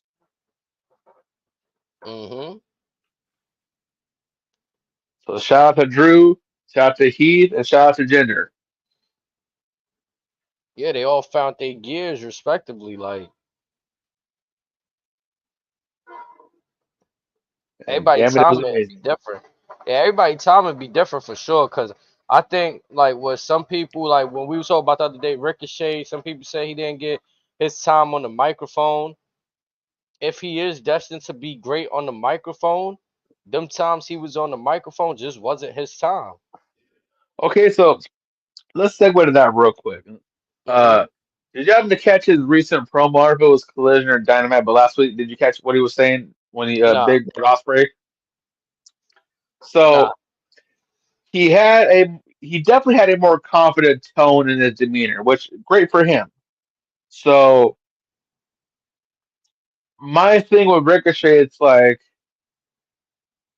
yeah, some folks are better off taking off the hip than reading bullet points. It's a pressure thing, live TV. I get that. But if you're doing TV based programming, wouldn't you want to try to time your cadence to certain bullet points as opposed to just going off the rip week after week? Now some of the greats were able to do that. Ricochet, this is probably the first good promo he's done in years. Would you like my what I'm getting at is he better off just going off the hip and just hope he gets lucky once in a while, or should he still try to learn the bullet point cadence? Nah, you you might be onto something. Comfortability is key. Like Drew McIntyre, I think he's very comfortable in his place in WWE. Like that whole little Vince McMahon handed him a big ass sword and telling him like that's over. Now he gets to be him. And if this is what Ricochet feels like, he don't need no that big magnifying glass on him, and he could just come. Then that might be what he needs to be a better person on the mic. And hopefully, if that's what he learns, if he ever chooses to go back, then he could carry that over because Another reason why pressure is real. another reason why I bring that up is should he be getting bullet points there, this would be another victory for someone that was brought out to help folks with their promo work, and another reason or question as to why Mercedes can't figure shit out. Mm. Because remember, there was someone that was brought from WWE specifically to help Mercedes with her promo stuff. Yet this person has elevated everybody else, and Mercedes still can't figure it out. She I was think brought in for you specifically. I think she's stubborn, and I think that the stuff WWE had for her lined up with her character perfectly. I think she just always wanted to be on top, and in WWE, it's a cycle. There's very few that's always on top, and Charlotte was one. And who else would you say was her But counterpart? It was but the lady that was working for their promo stuff is now with AEW. You have the lady that was writing the shit for you. What the fuck changed?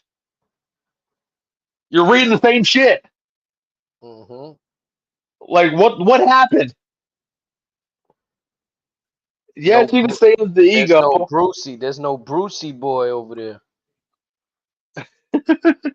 I mean, But we got to really dive into is Bruce Pritchard really as valuable, or who's giving the clearance on some of these promos, right? Like who really gives the okay, the last say on what's gonna get said on the air? Cause the Cucamonga kids probably right, like because that's who riding buddies are with.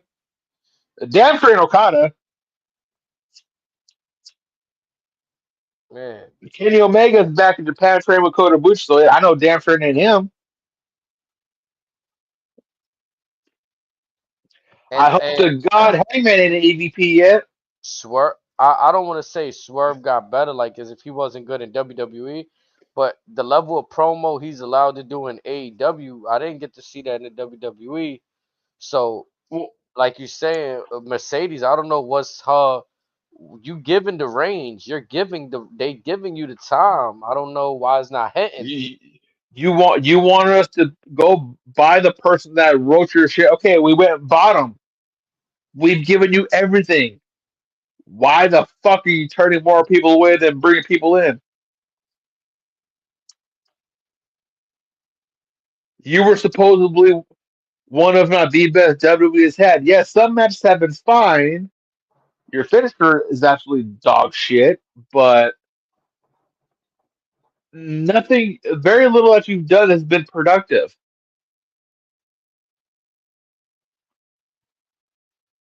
Yet we're paying arguably Roman Reigns money for you, like we're paying Okada, like we're paying Osprey.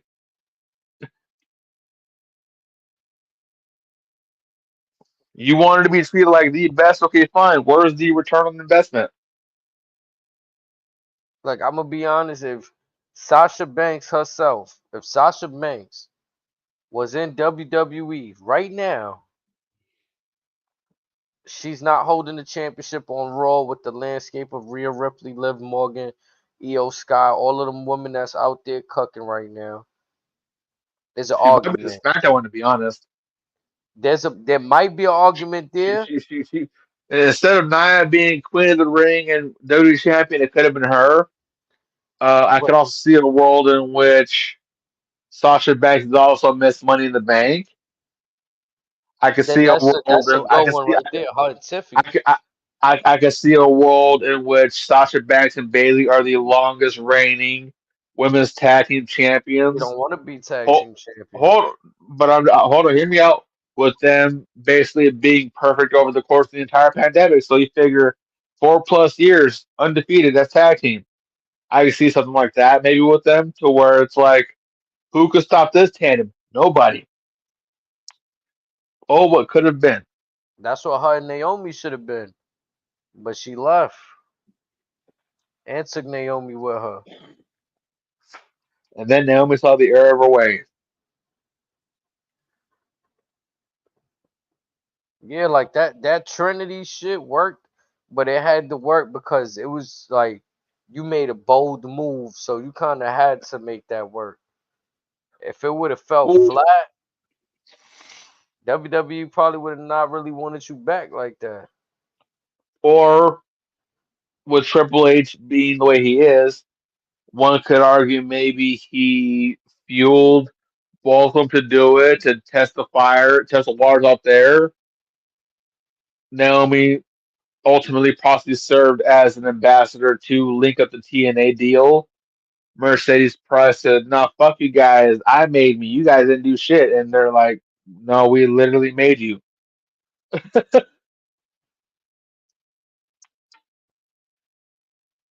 And then that's how that would sound. some people want money. I mean, my thing is this. I'm not a financial guru.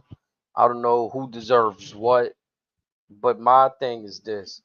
If there's a standard low rate and you're not getting paid the standard low rate, but you want like undeniably, I'm gonna just say Hall of Fame contract level, like where like you asking Brock Lesnar money, you asking Roman Reigns, dude, these are number like as soon as they done, we ain't talking about it. They Hall of She Famers. demanded to be paid more than Charlotte Flair.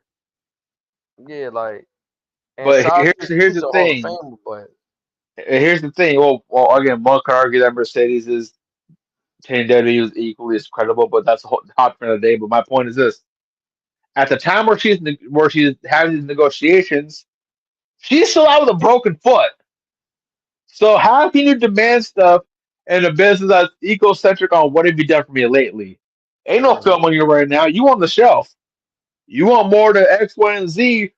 Here's the film on them the last 6 months. They ain't shit on you the last 9 months. And you want this money? This is business cost. Like, come on now. Like, be real. You can match. You're welcome to match it. You want more than them? No, no. You ask for too much.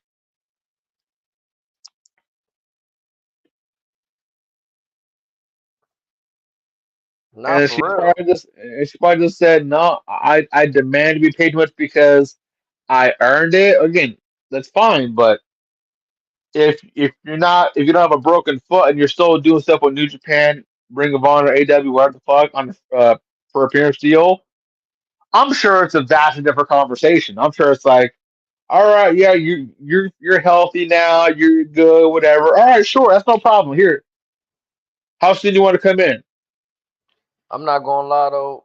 WWE is bigger than all these people. They just threw out some dude named Ricky, bro, and the crowd went crazy for Ricky, bro. Like we touched on for all year, perception is the reflection of presentation.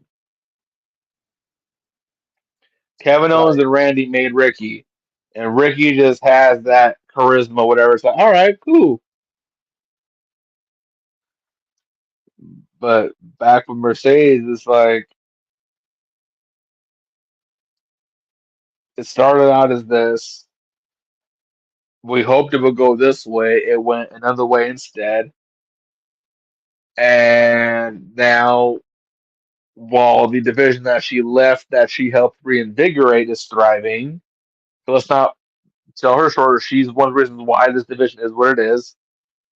But to now, to where even similar with Osprey, it's like you're performing in borderline empty buildings that where sometimes they you got to do shouldn't, the reverse boss move. Like you see how LeBron, he was really worth a max contract every year of his right? career, but there'll be times he'll take a pay cut because it was better for the team. Sometimes you could be worth more than what you feel, or like feel you more than what you being offered, but take one Tom for the Brady for 20 team. years. Yeah, like because it's like you still getting like let's say I think to me personally again I don't know people's finances to say, but like if you telling me oh you wanted 3 million but they offered you two, you really walking for that like when Or like, we offer you two plus this, this, and this. yeah like you getting merchandise sale like less dates A like bigger cut of the merchandise, maybe, to where yeah you'll probably get more money than what the contract is worth. they say you get to spend time with your families now on holidays in WWE like I don't understand like cause sometimes I be on it like the way they be saying like, oh, they didn't give me what I wanted.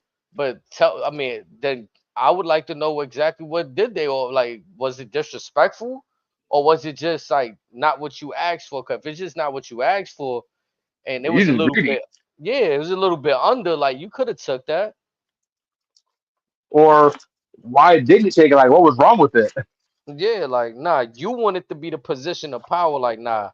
Like in your mind, you felt like, yeah, I got what I asked. Like you felt like you had the leverage in the negotiation. I think that's what people be wanting to feel too. Like they got the leverage. Sometimes it could backfire if you don't. Especially if you don't know what you're talking about and know what you're looking for.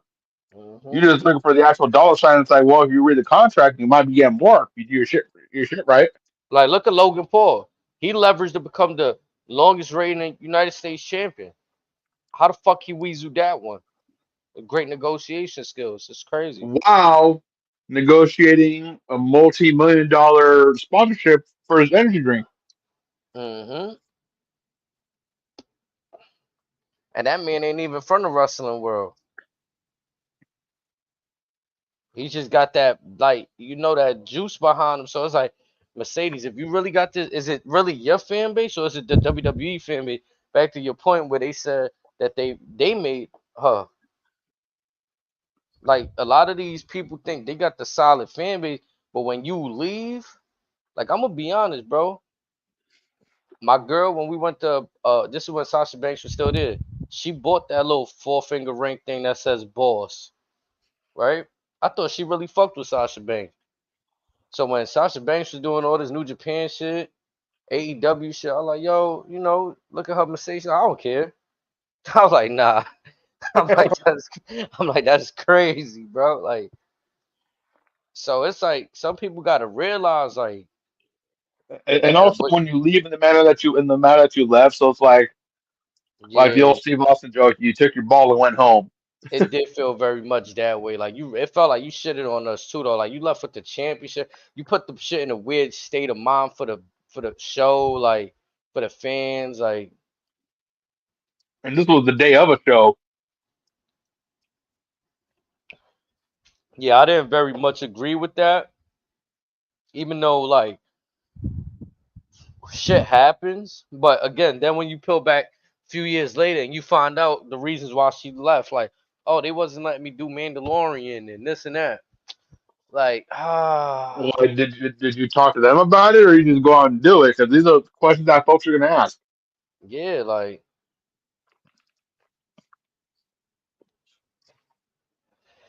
even the Seth Rollins stuff yesterday, I was like, oh, did he get clearance for It's that? him getting, I saw him getting thrown out of the field. Yup. And then I seen Pat McAfee in the back. I'm like, oh yeah, nah, they in cahoots. I'm like, nah, they got like somewhere they know what they doing, bro. WWE getting some good sponsorship out of this right now. Seth Rollins got his name back out. I mean, the Rumble's going to be there in February. Yeah, like there's a lot of marketing going on behind this little stunt we just seen. You know what I'm saying? I didn't think like, oh, he just did this shit out of the fucking blue for no reason. I felt like that was very calculated. And I'm like, if it's calculated and WWE's behind it, yeah, but if you doing stuff and they not with it, I mean, shit. Because if it's on purpose, you know what the penalty is, right? It's a lifetime ban. Right, just going over the thing, right? Yeah. Yeah, like that's why I was like, what you call it? I seen Pat McAfee over there, and they was in the coats. I'm like, oh yeah, nah, this is a ruse right here. Like T.Y. Hilton over there, yeah, everybody, yeah, like, and it was done in a fun way. Got some eyes on the shit. When Yeah. Sasha did it, there was really no like. I just felt like she did it. Disney ain't really promote WWE. WWE ain't really. Maybe they said it. Oh yeah, you could catch on the man. Maybe, but I didn't really like. I didn't It's hear one of too those. much out Did promotion. you actually tell them what days you're going to be busy? Right.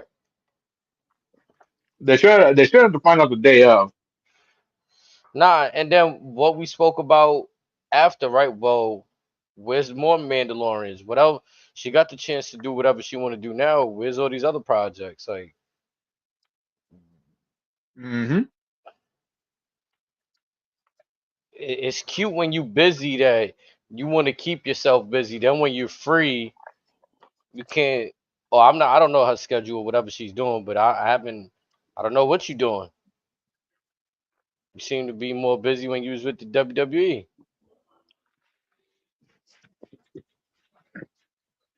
Yeah, 'cause I think now she's done maybe a couple of comic. I know she was at the Niners game of Bailey and Tamina and Naomi yesterday, but aside from that, it's like she ain't been doing shit.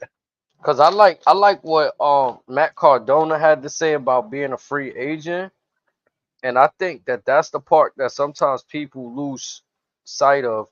Like, yes, it's cool to be a free agent. You can book your own dates and shit like that. But then if you're But on not the flip really side, doing, you are responsible for your own self at that point. yup, and if you're not doing nothing, then the want or like you're not that special because anybody could just hire you. When you tied down to a place or like you got a contract with these people for like 2 or 3 months, and these other places can't lock you down. They want to be the first Supply and one to lock. demand. Yeah, supplying the men. Matt Cardona found that out the hallway. He was the indie guy everywhere, and then you get in the calls, but not from the places you want. Like stuff. Is that why he wouldn't mind coming back to WWE? He's like, oh, fuck it. Yeah. 'Cause I forgot which interview it was, but he was saying that, and it was basically also referring to why the AEW appearance was just like a one-off when he came in for Copeland. Uh-huh. And yeah, he's just saying like they didn't tie him down, and then he ended up getting injured. And I'm like, yep, that's the unfortunate part too. It's like you could sit there, go on the indies, get injured, But and when you're not on be your own, signed you're on down. your own. Yep, you're on your own. So I don't know. Again, I think like WWE has a big hand in just like any machine though. It's not just I don't want to say WWE. It's just any machine. The NBA, almost anything that's a big machine. Hollywood, right? Like anything that's gonna publicize, market, promote. You're gonna know more about the people. And if you some people have a solid fan base, but we see that that shit goes but so far in terms of like a, a real national scale though. There's a more broader audience that just tunes into the machine itself rather than the individual. And then again, if you're not active, then how can people miss you? Yep. But I'm not even gonna lie, like I haven't heard not one person say, yo, I want Sasha Banks back in WWE. Oh, yo, I think Sasha Banks versus this person would be dope right now. It's more kind of like, yeah, you wanted that, you can stay over there kind of vibe. Pretty much, because we've That's seen what you're really out for. yeah, like that's how it feels right now. Like, yeah, I hope you find happiness in whatever you was searching for. And it's unfortunate too, cause I feel like she had the tools in WWE. I feel like WWE did the smart thing of locking Snoop back in with them. Like I don't know if Snoop will ever make a AEW appearance again with Well, Mercedes or whatever, but yeah, but I'm saying, like, you had everything in WWE, literally. yeah, all the tools Like, that yeah. just again, like I said, blessings. Hope you're happy. Hope it was worth it. We'll reassess this question in a few years when your contract's up, assuming you finish it out. Mm.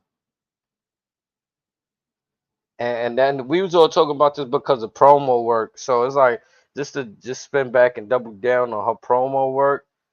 I feel like it's a bit try hardish and not in a good way. Like I remember when I used to really think like, wow, Sasha Banks, she's a real beautiful, young, know what I mean, woman, talented and all that.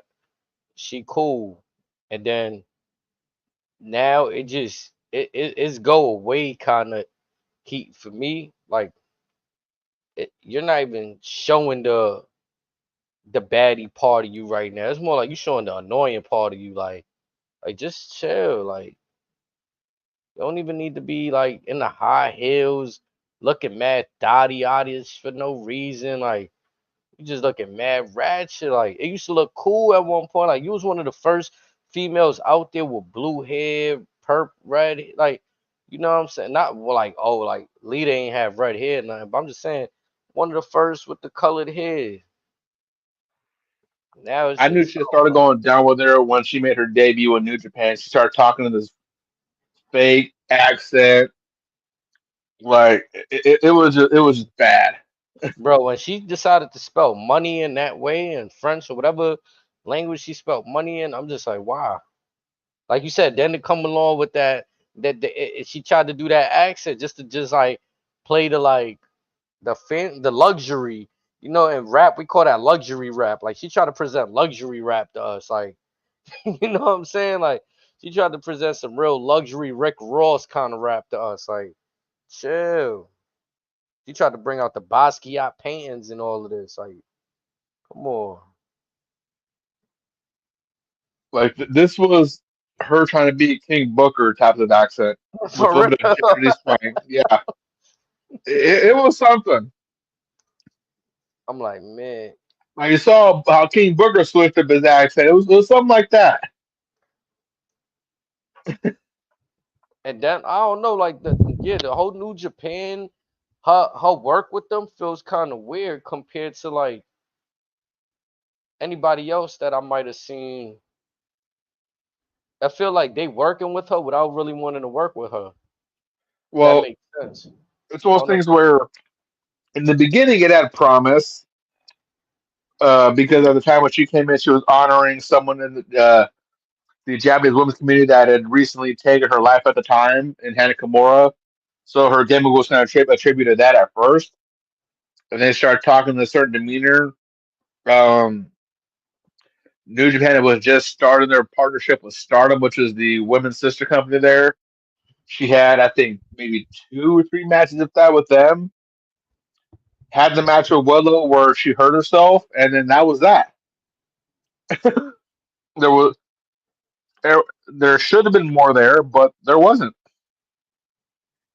And then folks learned later in time that the injury wasn't Willow's fault; it was her own fault because she jumped from the corner to the floor.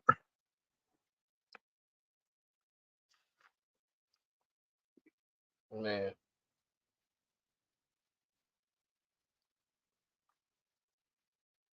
But let's finish up with this Raw joint. We had Pete Dunne attacking Sheamus backstage. Don't call him Butch.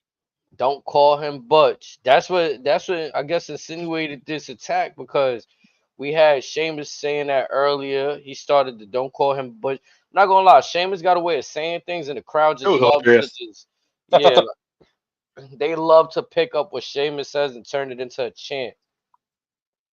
He kind of leads them on too, the way he says it. That's why like it's kind of genius how That's what makes it so great. yeah, he leads them on.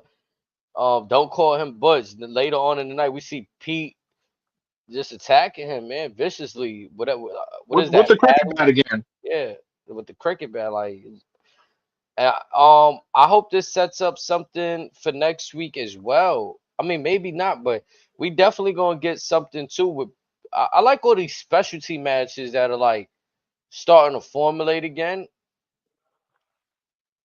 At first, I wasn't like we used to see in the cheesy shit from the Vince era, where like Hmm. you're placing people that don't want to be in these type of matches. They got no sense of creativity or don't want to create for this match, right? And it seems like a lot of people are bringing their creativity towards the type of matches they've been placed in. I don't know if they've been asking to be put in these matches or creative is deciding, yo, we're gonna go with this. But I've been cool. I've been cool with a lot of the stipulations so far. So I mean, tornado tag match just on SmackDown between the women. Like there's a lot of things, little things that they bring it back and just putting out there. I don't remember. I could be wrong, but aside from the AJ Styles and Cody, I don't remember the last time I seen the Last Man Standing match on a regular episode of Raw. And that what Um, that AJ Cody was at a PLE. maybe something during the Brock Lesnar, Braun Strowman, Roman Reigns era. Maybe if that. If not, I don't know. Yep, I think so. Was that matter of fact the last time when they had Roman Reigns chained up in dog food? Was It was that like before that. okay?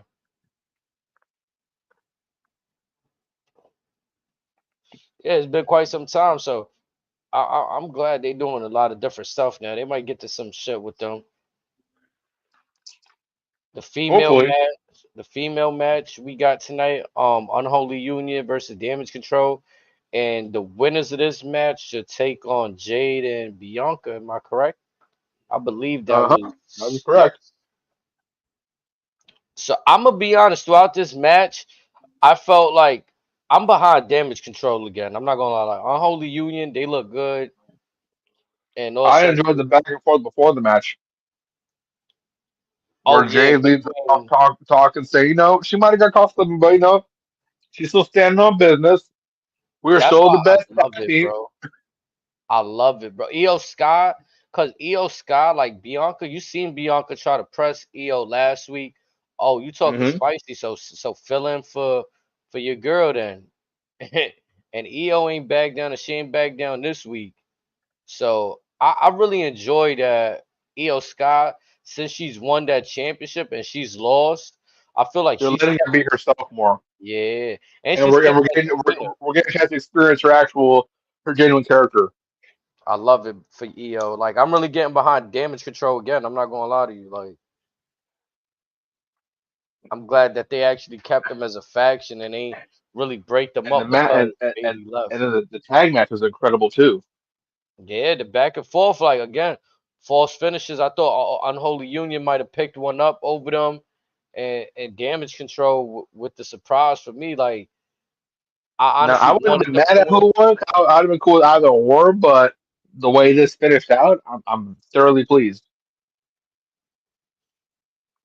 Great back and forth. And I gotta give it to Kyrie Sane too, cause I was kind of saying this off air to my people too that I remember seeing her first run and she was like a baby face most of that run. They bring her back after the pandemic during the like damage control run, and man, bro, whatever she like, I know she was doing this type of stuff in Japan, but whatever switch she hit when she came back, it's like her, EO, Oscar. I love that they paired them together. I really do. Yeah, Io and Kyrie have definitely gotten accustomed to the American style because Kyrie was still doing the Pirate Princess stuff in Japan, Hmm. and Oscar learned the American style very quickly. She's definitely been helping Io. Io's English is vastly improving, which again, great for her. It's only going to benefit her here. And again, just much like Melo and SmackDown, they're getting comfortable in this role with this consistency, and we're reaping the fruits of the labor. Like, am I wrong for saying this? I'm be honest. I'm not even like I'm always like Jade and Bianca, but my allure for whatever they got going on is kind of starting to go away a little bit. Like, Well, 'cause during that boat, like I said, it was similar to the Street Profits than with DIY. It's like we know what the end game is with them. They kind of don't need the titles. They never did to begin with. It was nice that they had them the first time, but they didn't need them at all. We want to see those two throw down. That's what we wanted when Jade first debuted. We want her versus Bianca, her versus Rhea, her versus Charlotte. Out the gate. This was AEW's one of their best at the time. Let's see where the benchmark is. yeah, and then also knowing that they can be beat as a tag team, not because they're bad competitors, but maybe because They're they're mortal. not. Yeah, they're more, and they're not as a polished tag team as the other tag teams they're facing. So I'm more interested to see their singles run now. Like I feel like I'm kind of, we good on. I'm good on the tag team story for them, especially with this pool of females they've had to run it with. If we not getting into no other mega matchups, like if we not throwing another two bigger superstar, if we not throwing a Charlotte Flair and I wouldn't even know who else. If we not throwing a Bailey and somebody, you know what I'm saying? Two Naya and Tiffany on the other side of Jade and Bianca. I don't know if I really want to see them go against actual tag teams anymore. If they were both heels, maybe. Aside from that, no. Yeah, like yeah. Cause then for me it'd be more badass, more sexy, more vicious, fierce, fire to see them just we running it, we dominant. Ain't nobody beating us. Hmm. But again, it was what it was. So we're getting what Damage Control versus Jade and Bianca next week. I believe so. I wouldn't even be mad somehow like what you were saying, the other Bronson and that could close the match, the This one could show. open maybe. Yup, maybe, yeah. Hmm. That'd be something. Then the match right before the main event, we got New Day versus American Made. I really hope that like at the end of this, Xavier gets whatever look we want him to get because he's been showing out, man. The last few weeks, I'm not gonna lie, like I know he's not blind, he's not deaf, he's been reading, he's been hearing, He's been seeing, watching, listening to all the Been noise. in the gym. He been eating like he on that Randy Orton diet. The man looks great. He been moving fine. Whatever ailments he had have long healed. Stella got a groove back, folks. This man had a torn Achilles. Am I mistaken? Did he not have a torn Achilles? He had that. He had, I think, a knee issue on the same leg. We don't see And athletes come back from those and move like this. That so what this we call him is Kobe. We call him Kobe the Alien. you feel me? Like, bar him and Kobe, We, the we, only we, one. we call Aaron Rodgers the Alien. This you don't see it. Even like You Durant, might be right? right. Durant saw his Achilles, and I'll be feeling Kobe like finished the damn game. Durant not even the same player. Like he's a scorer by default. He's 7 foot shooting over people. Kobe tells Phil Jackson, "I just tore my Achilles, but don't worry, I'm good. I'll worry about it Bro, later. I don't even know Let me how that. go. Let me go drop 30 plus real quick. I don't even know how he stood at the free throw line shooting those free throws after that happened, brother. Standing hell, just imagine him jogging up and down. You seen what happened to KD? He crumbled. He said he felt a pinch in his heel and his ankle. He's like, oh yo, that man crumbled after that one. Like boy, Xavier out here, he one of the top tier elite. You don't see many like man. I said that's crazy. Even I think DeMarcus Cousins went through that too, right? And you seen how he came back, Hmm. man. But I think I'm gonna be honest, Kofi Kingston. I don't know, like what's his deal. What I mean by that, like he just look like he's out there these days. Like I feel like I don't know, like maybe he needs a rest or something. But I mean, I know But this Kofi's a thing, seasoned vet, like, yeah. and his yeah, like, but I really feel like it's Xavier's time. Like now that Big E's not in the picture, this is the right move. If this is the direction they going right now, Well, on the flip side, this title only confirmed what we all kind of knew all along. It's like this group was essentially nothing without E. hmm and I'm glad that Xavier's playing into that though, and so is Kofi. Like Kofi kind of indirectly saying it a few weeks ago when Xavier mentions, "Oh, why'd you feel the need to get help from LWO from here from there?" And Kofi's response is like, "Well, before we had E." And And hmm I understand and respect that them admitting that, and especially in the storyline, isn't an easy thing for them to come to grips with. But sometimes it's just facts are the facts. Like, what are you gonna do? yup, that's just the belly of the beast. I mean, and Yeah. the reality Now is again, they're too. both very talented, but that's just this is how it shows how special E was to that group. I feel like they fucked up letting Kofi get that championship before E, because then it felt like when E got his championship, it felt not special because Kofi already did it, and then it felt a little forced. Like, well, okay, Kofi did it. Are you gonna be next? E like it didn't just to me. It didn't happen But organically like how Kofi's did. and once they gave E Money in the Bank, we all saw the writing on the wall. Yep, Like, yeah, I mean, this is great, but he should have been the dude all along. especially when he was running with Dolph Ziggler. I'm gonna be honest. Uh huh. Oh, he He was had money then. money. Him, Dolph, and AJ. Yep, and they gave him I think a IC belt at that time too. Yep. But even so, like that intensity, you should have seen from there that when it was his time to run wild, Kofi should have not won that championship before him, in my eyes. And then you, like you And said, that was once you give also him the money to bank, you this gave man was E also that. one of the first. He was one of the first NXT champions too. Yep. His NXT gimmick was always boost. I need 5.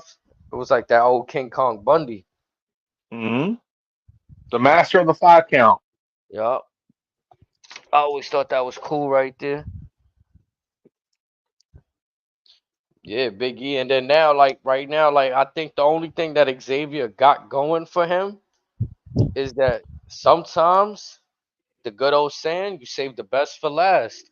Like, yeah, Kofi had his time, E had his time, but if done right, your time could be, it might just be even more special than theirs, to be honest. Because This is true. their time came at a weird time. They came during the Vince Weird era. Like, he got a chance to actually, he's working. He could actually fight and scrap and possibly get one of those championships. So now the question is with Woods, after him and Kofi have that breakup, then where does he go? That's the that's the that's the tough part because Does, does he ride out NXT?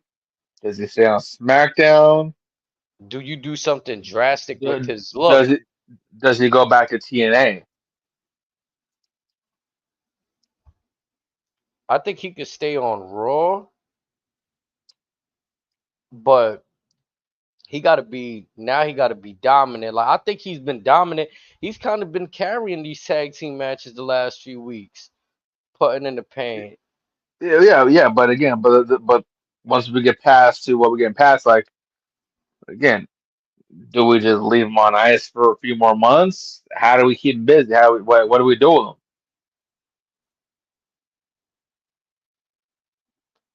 I think he him? got to And just go fuck with everybody that's been in his line of sight for the past few months. He got to go at Karrion Cross, get a win on him. He got to go fuck with Otis just cause like test his skill against him, see if he could. You know what I'm saying? 'Cause I would like to see Xavier at that point of he's overthinking shit so much that he's imploding. He just he's thinking so irrationally, but it's working for him. Like he's getting the victories. I would really okay, like to see that for him. so call me crazy, but say Jay gets past Braun, do you see Woods knocking off Jay as they rekindle their rivalry technically? Man, you know how special that'll be for Xavier too.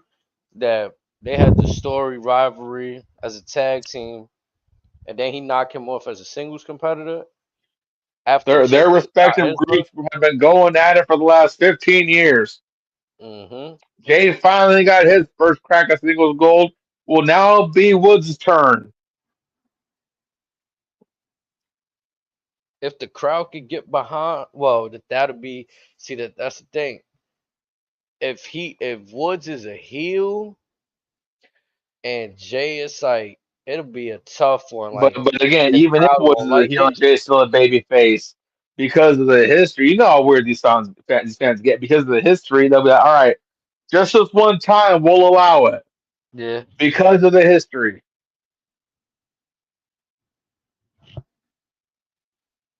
Hmm. But also before the main event, we saw Woods get a little mouthy with Rey Mysterio. Yep.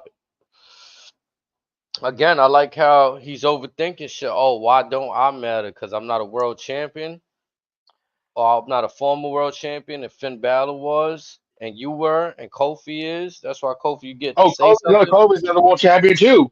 Yeah, I'm the only son of former world champion. Oh, you're a Hall of Famer. Oh, whoop de doo. I And really then like have that for him.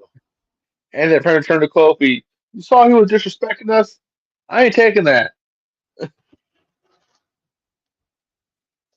I like that for him because Xavier's finally he's reading the room. He's not just accepting happiness. Also just to go back to the segment earlier, he when he mentioned the Kofi, those things were good when we were winning championships. Uh-huh.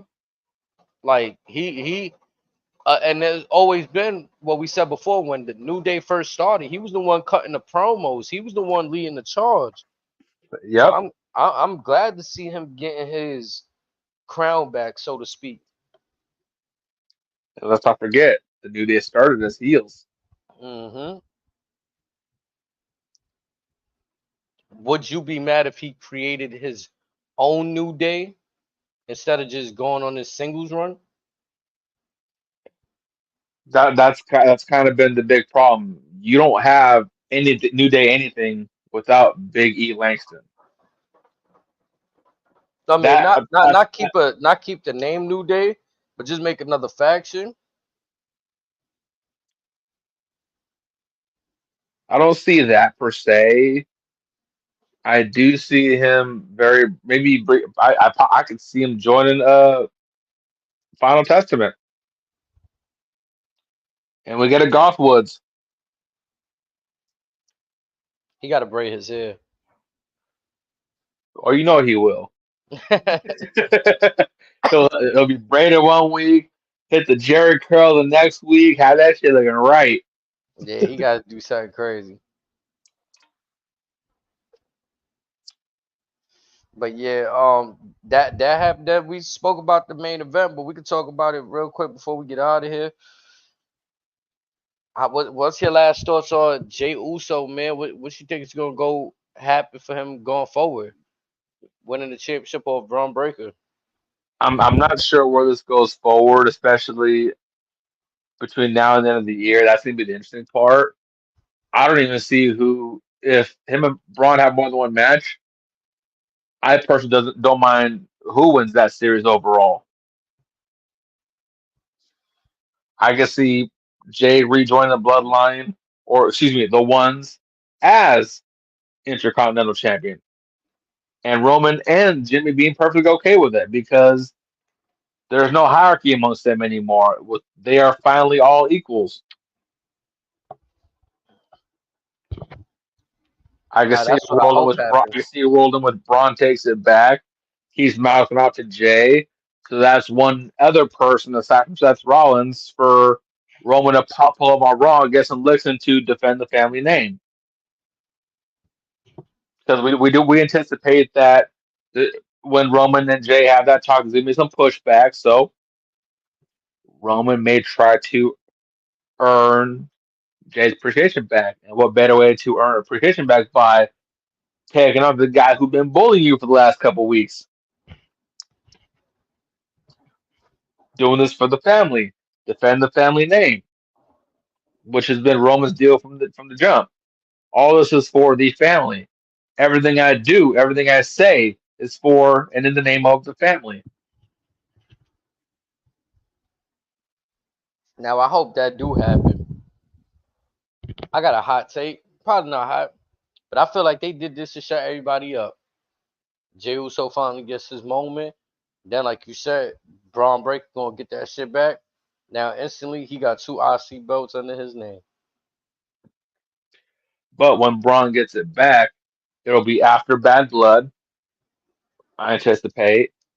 But after Jay has a conversation with Roman at the PLE,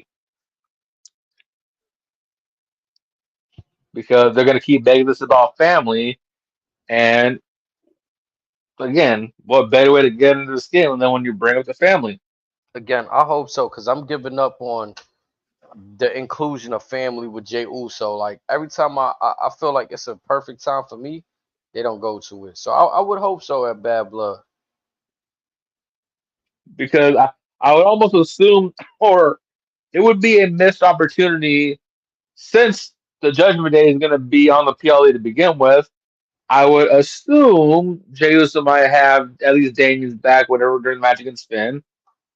And if he's going to be there, Cody and Roman are going to be there. I can see Jay having two separate conversations with both aforementioned men at different points of the show. I would be surprised if both of them talked to him at once. Mm. That would be absolutely ballistic. Like, We really set up a swerve, whatever, to when Cody turns heel. Like, what we really do? Like, what are we doing here? Right.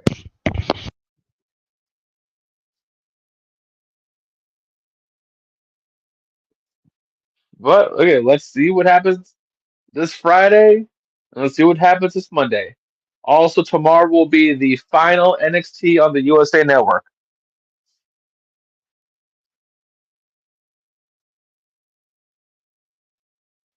Final NXT.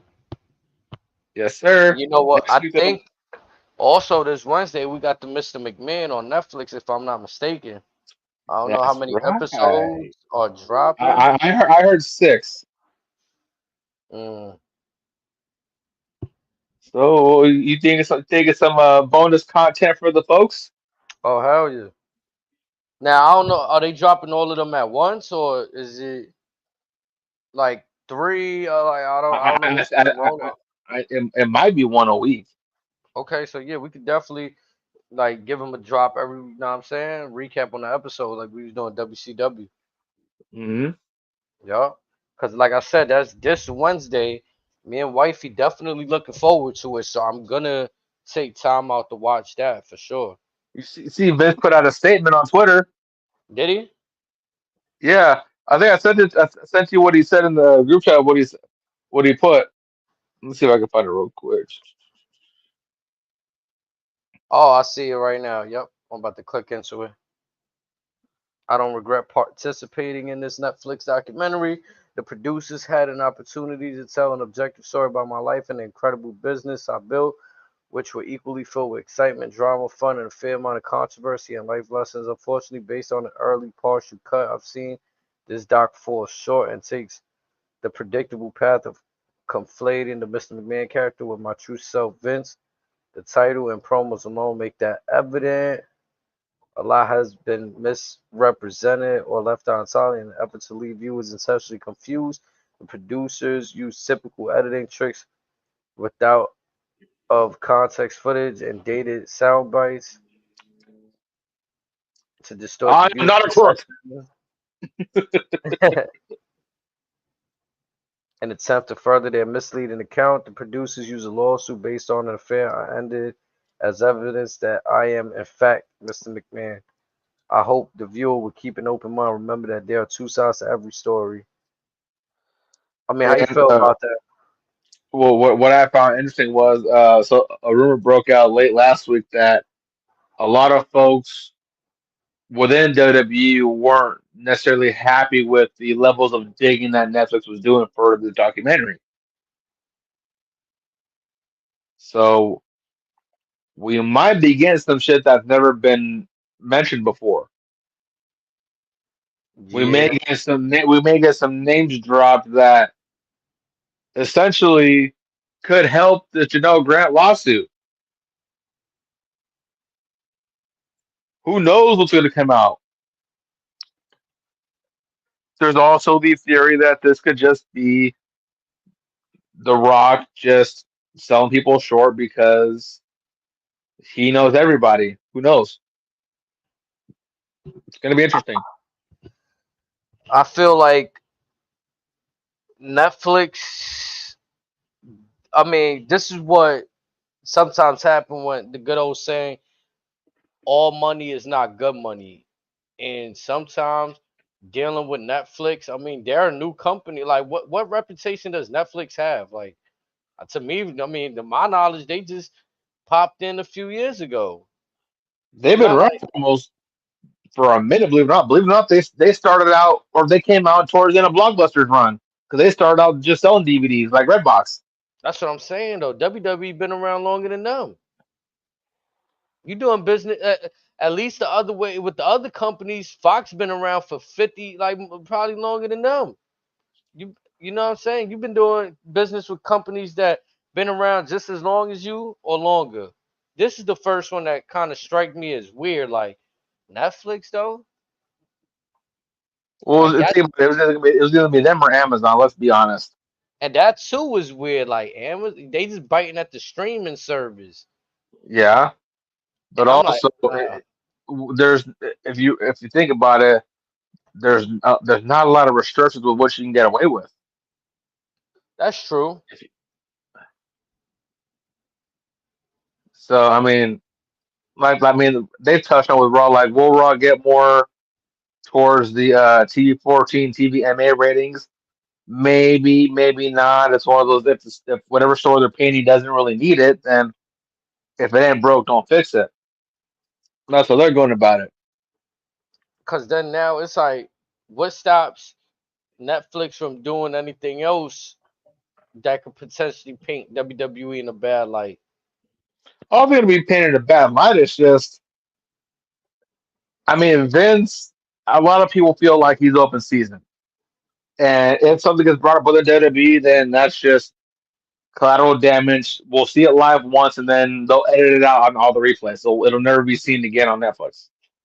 No, but Like what what I'm they did with saying the, is, like the Tom do Brady you think roast.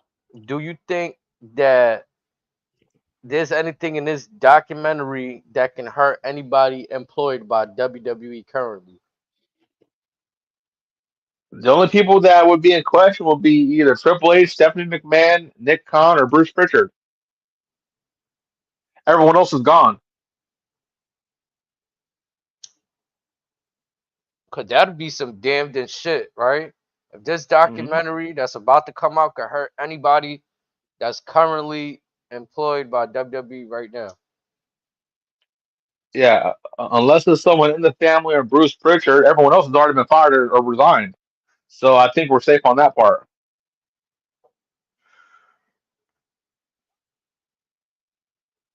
For the sake of what's been going on, I hope so. Hope we safe, man. Because we don't need no Diddy level things emerging from this documentary. After so Netflix can just say, "I paid $5 billion to end WWE." That'd be the craziest shit though. Hmm. Fucking so we got who runs Netflix? Is Tony Khan friends with them? Like, what's going on here? I doubt that.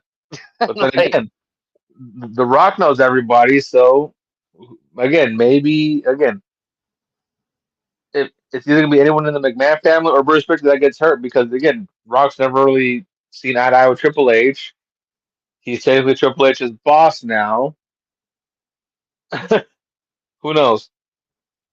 But hopefully, it's just if it's a piece of the fuck you to Vince, I guess. I do. I'm just trying to be like, look at things from like, I do think Vince did some crazy shit. I don't know, to be factual, like he's still going through court whatever. But what I'm saying though is he does have a point in the fact that me as a wrestling fan, the documentary is saying Mr. McMahon.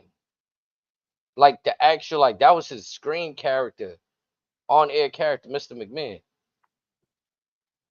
So when he But writes that statement, he can, like, they leave little room for people like Vince to be literal and say shit like that. true. Cause that was his character, Mr. McMahon. His real name is Vincent. What is it, Vincent Kennedy? Yep. Vincent Kennedy McMahon. You should have said the Mr. McMahon, the Vince McMahon story or something. Well, Or like, did you ever watch that DVD, the Self Destruction of the Ultimate Warrior? I want to say I have. That sounds mad familiar. I want to say I have. Basically, it was a DVD they put out for about 2 to 3 hours. Vince paid folks just to badmouth the Warrior, Mm. and that's all the DVD was about. Just random botches or whatever from random shit, and everyone just talking as much shit as possible because Vince was paying. This could very well be a piece in the direction of Vince, or again, where folks were mad by what Netflix was doing for the documentary. That could be something as simple as Netflix paying folks extras for appearance segments to badmouth Vince. Hopefully Yep. that's not the case, but that could very well be a thing. No, and then if they lightly throwing it under Mr. McMahon, then they can easily talk shit about the Mr. McMahon character. How soon before they bring up the Vince McMahon Kiss My Ass Club, Vince versus Stephanie at Survivor Series, uh, that segment where Vince was kissing, I forget who it was, while Linda McMahon was in a wheelchair ringside. Uh, let's see, what else? You name it. Anytime he flexes his ass muscles, Vince created twerking. I'm gonna go and say that. I think Vince was the first person twerking out there before twerking was a thing. Vince making fun of Eugene. There's so much stuff that we could bring up over the years, even stuff recently. Dax and FTR basically shaving their backs. The Usos giving them itching powder. Uh, telling Mox that he wished Roman would die of leukemia. Shit like that.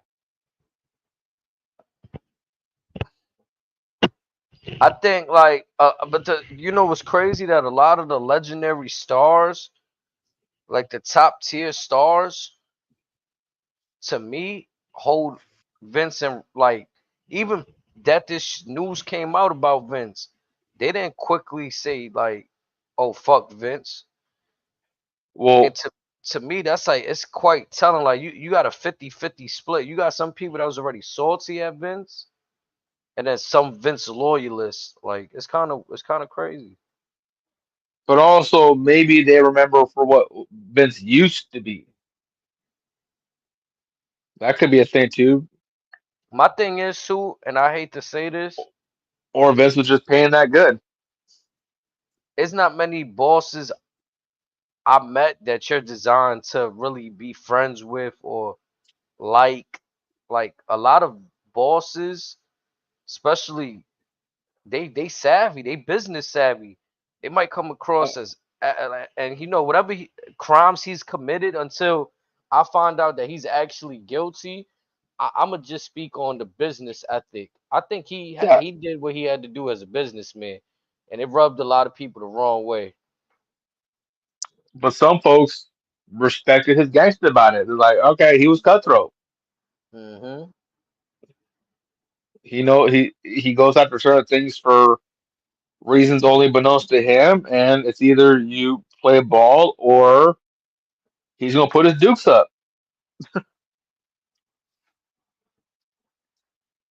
Yep. Now, whatever demons he had mentally, that's between him and himself.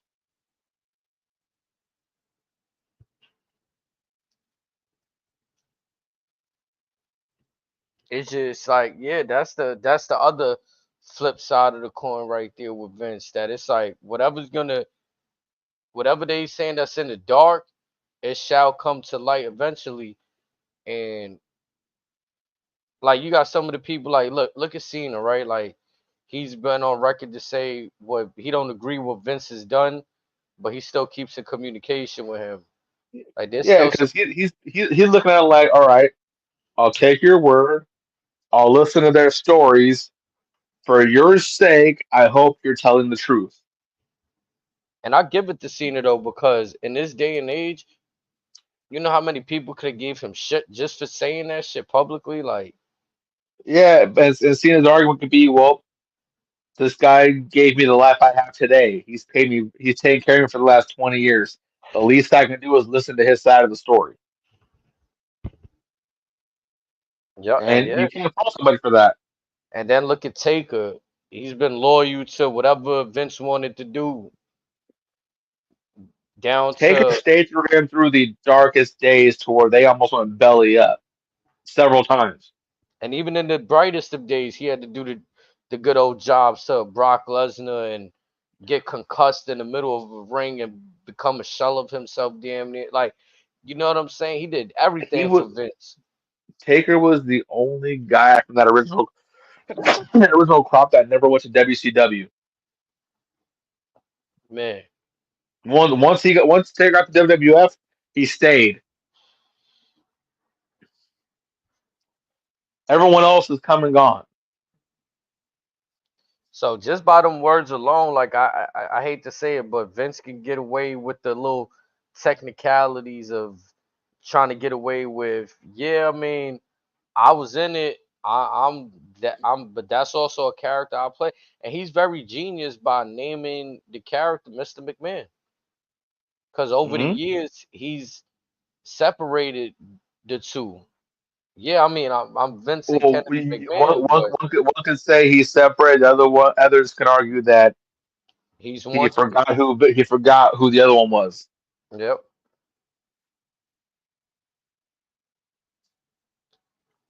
I think he was always a jerk, to be honest. Like going back and watching some old shit.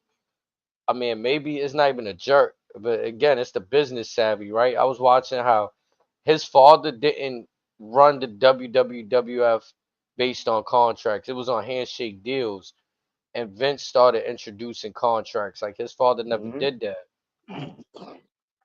and it's like this is But way remember, back, before remember Mr. McMahon character. Like, that if you remember back in the day, you shake a man's hand. There's your contract right there. yup, your word, that's back when word was born. Handshake agreement meant everything. And then if you weren't serious, you were never doing business ever again. That was just the code. Mhm. Vince changed everything, making contracts, which again, one could argue it's a bad thing, one could argue it's a good thing. To me, for him being the business owner, it was the best thing. It took the WWE to where they at now. Like, And then that influenced Ted Turner to step his game up, which then fueled Eric Bischoff to beat him for a year and a half, which then gave us Austin Rock, Taker, Triple H, Shawn Michaels, and company to further on, which gives us what we have today. hmm And then even through the bad, the first time after WWE goes down, we get TNA. Then it like goes down in 2016, whatever. We get the talks of AEW.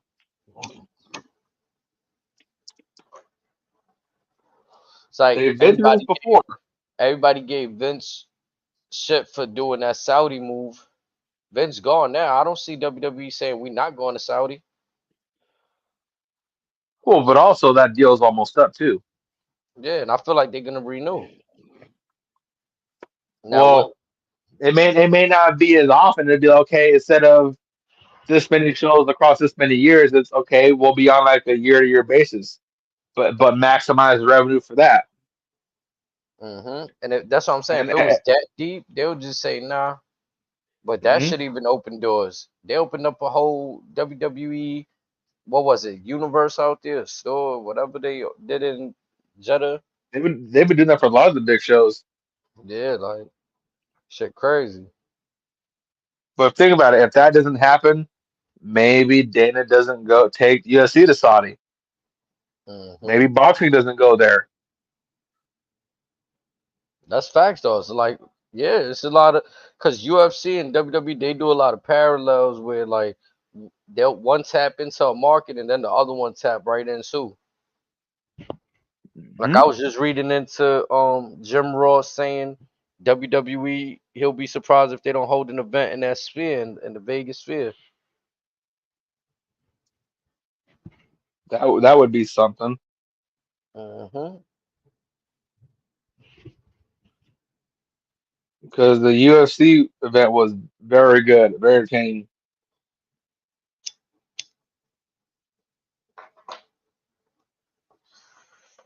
That shit do look crazy too. Or how soon before Mania goes to Wembley, you could tell me they won't be able to put 80 plus thousand people in that venue?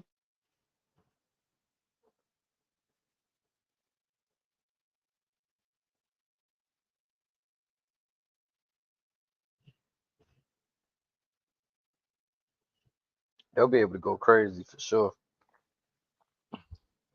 But yeah, as we wind down, anything else before we get out of here? Oh, that's a. I, I look forward to episode one. of 6 of this Vince McMahon documentary. Yeah, I'm not gonna lie. I can't wait for that. That's And that's yeah.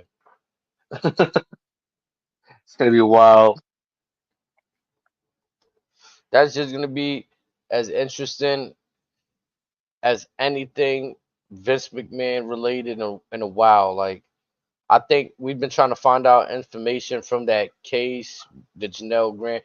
But they've been doing a good job, pausing the investigation, ongoing, keeping them going. They've been doing weird stuff with that case. I'm not gonna lie, like I don't understand what's the holdup. Well, well, no, they've been going back and forth, but no, but supposedly this will have this supposedly has nothing to do with the case. But Yeah, again, who knows? But this so far is more anticipated than the death of WC or who killed WCW. This is more anticipated than Dark Side of the Ring because of the new deal with Netflix and because it's Vince.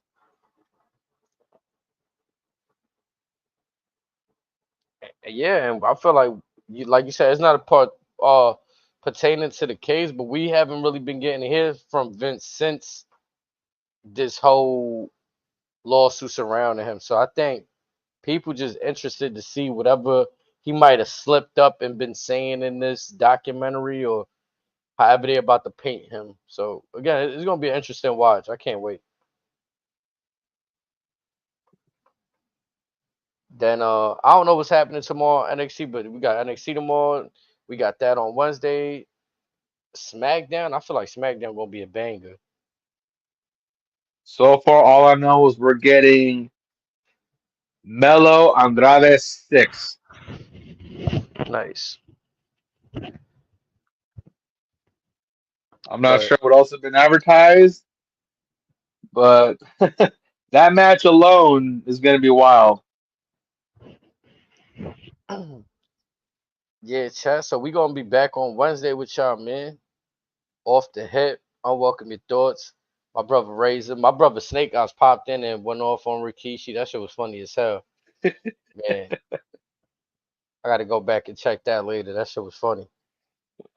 But y'all have a What's good on night, man. TikTok? Yeah. Facts. We gotta throw that one up. I appreciate you guys rocking with us. Y'all have a good night. Everybody take care, lock in. We gonna send y'all off with the good old song, man. Y'all know how it is. Let's get right. Chilling at the head of the table where the bosses sit, stunning everything in sight, whether it's in the bloodline or corporate. Walk me out the arena, big smile, low, handcuffed by officers. Hold on, wait, I think Hold they on, lost wait. the script. We got some shooters, pow, it's off the hip. We got some shooters, pow, it's off the hip. Chilling at the head of the table where the bosses sit, stunning everything in sight, whether it's in the bloodline or corporate. Walk me out the arena, big smile, low, handcuffed by officers. Hold on, wait, I think they lost the script. We got some shooters, pow, pow, this, off the hip, pow, this, off the hip, this, pow, this.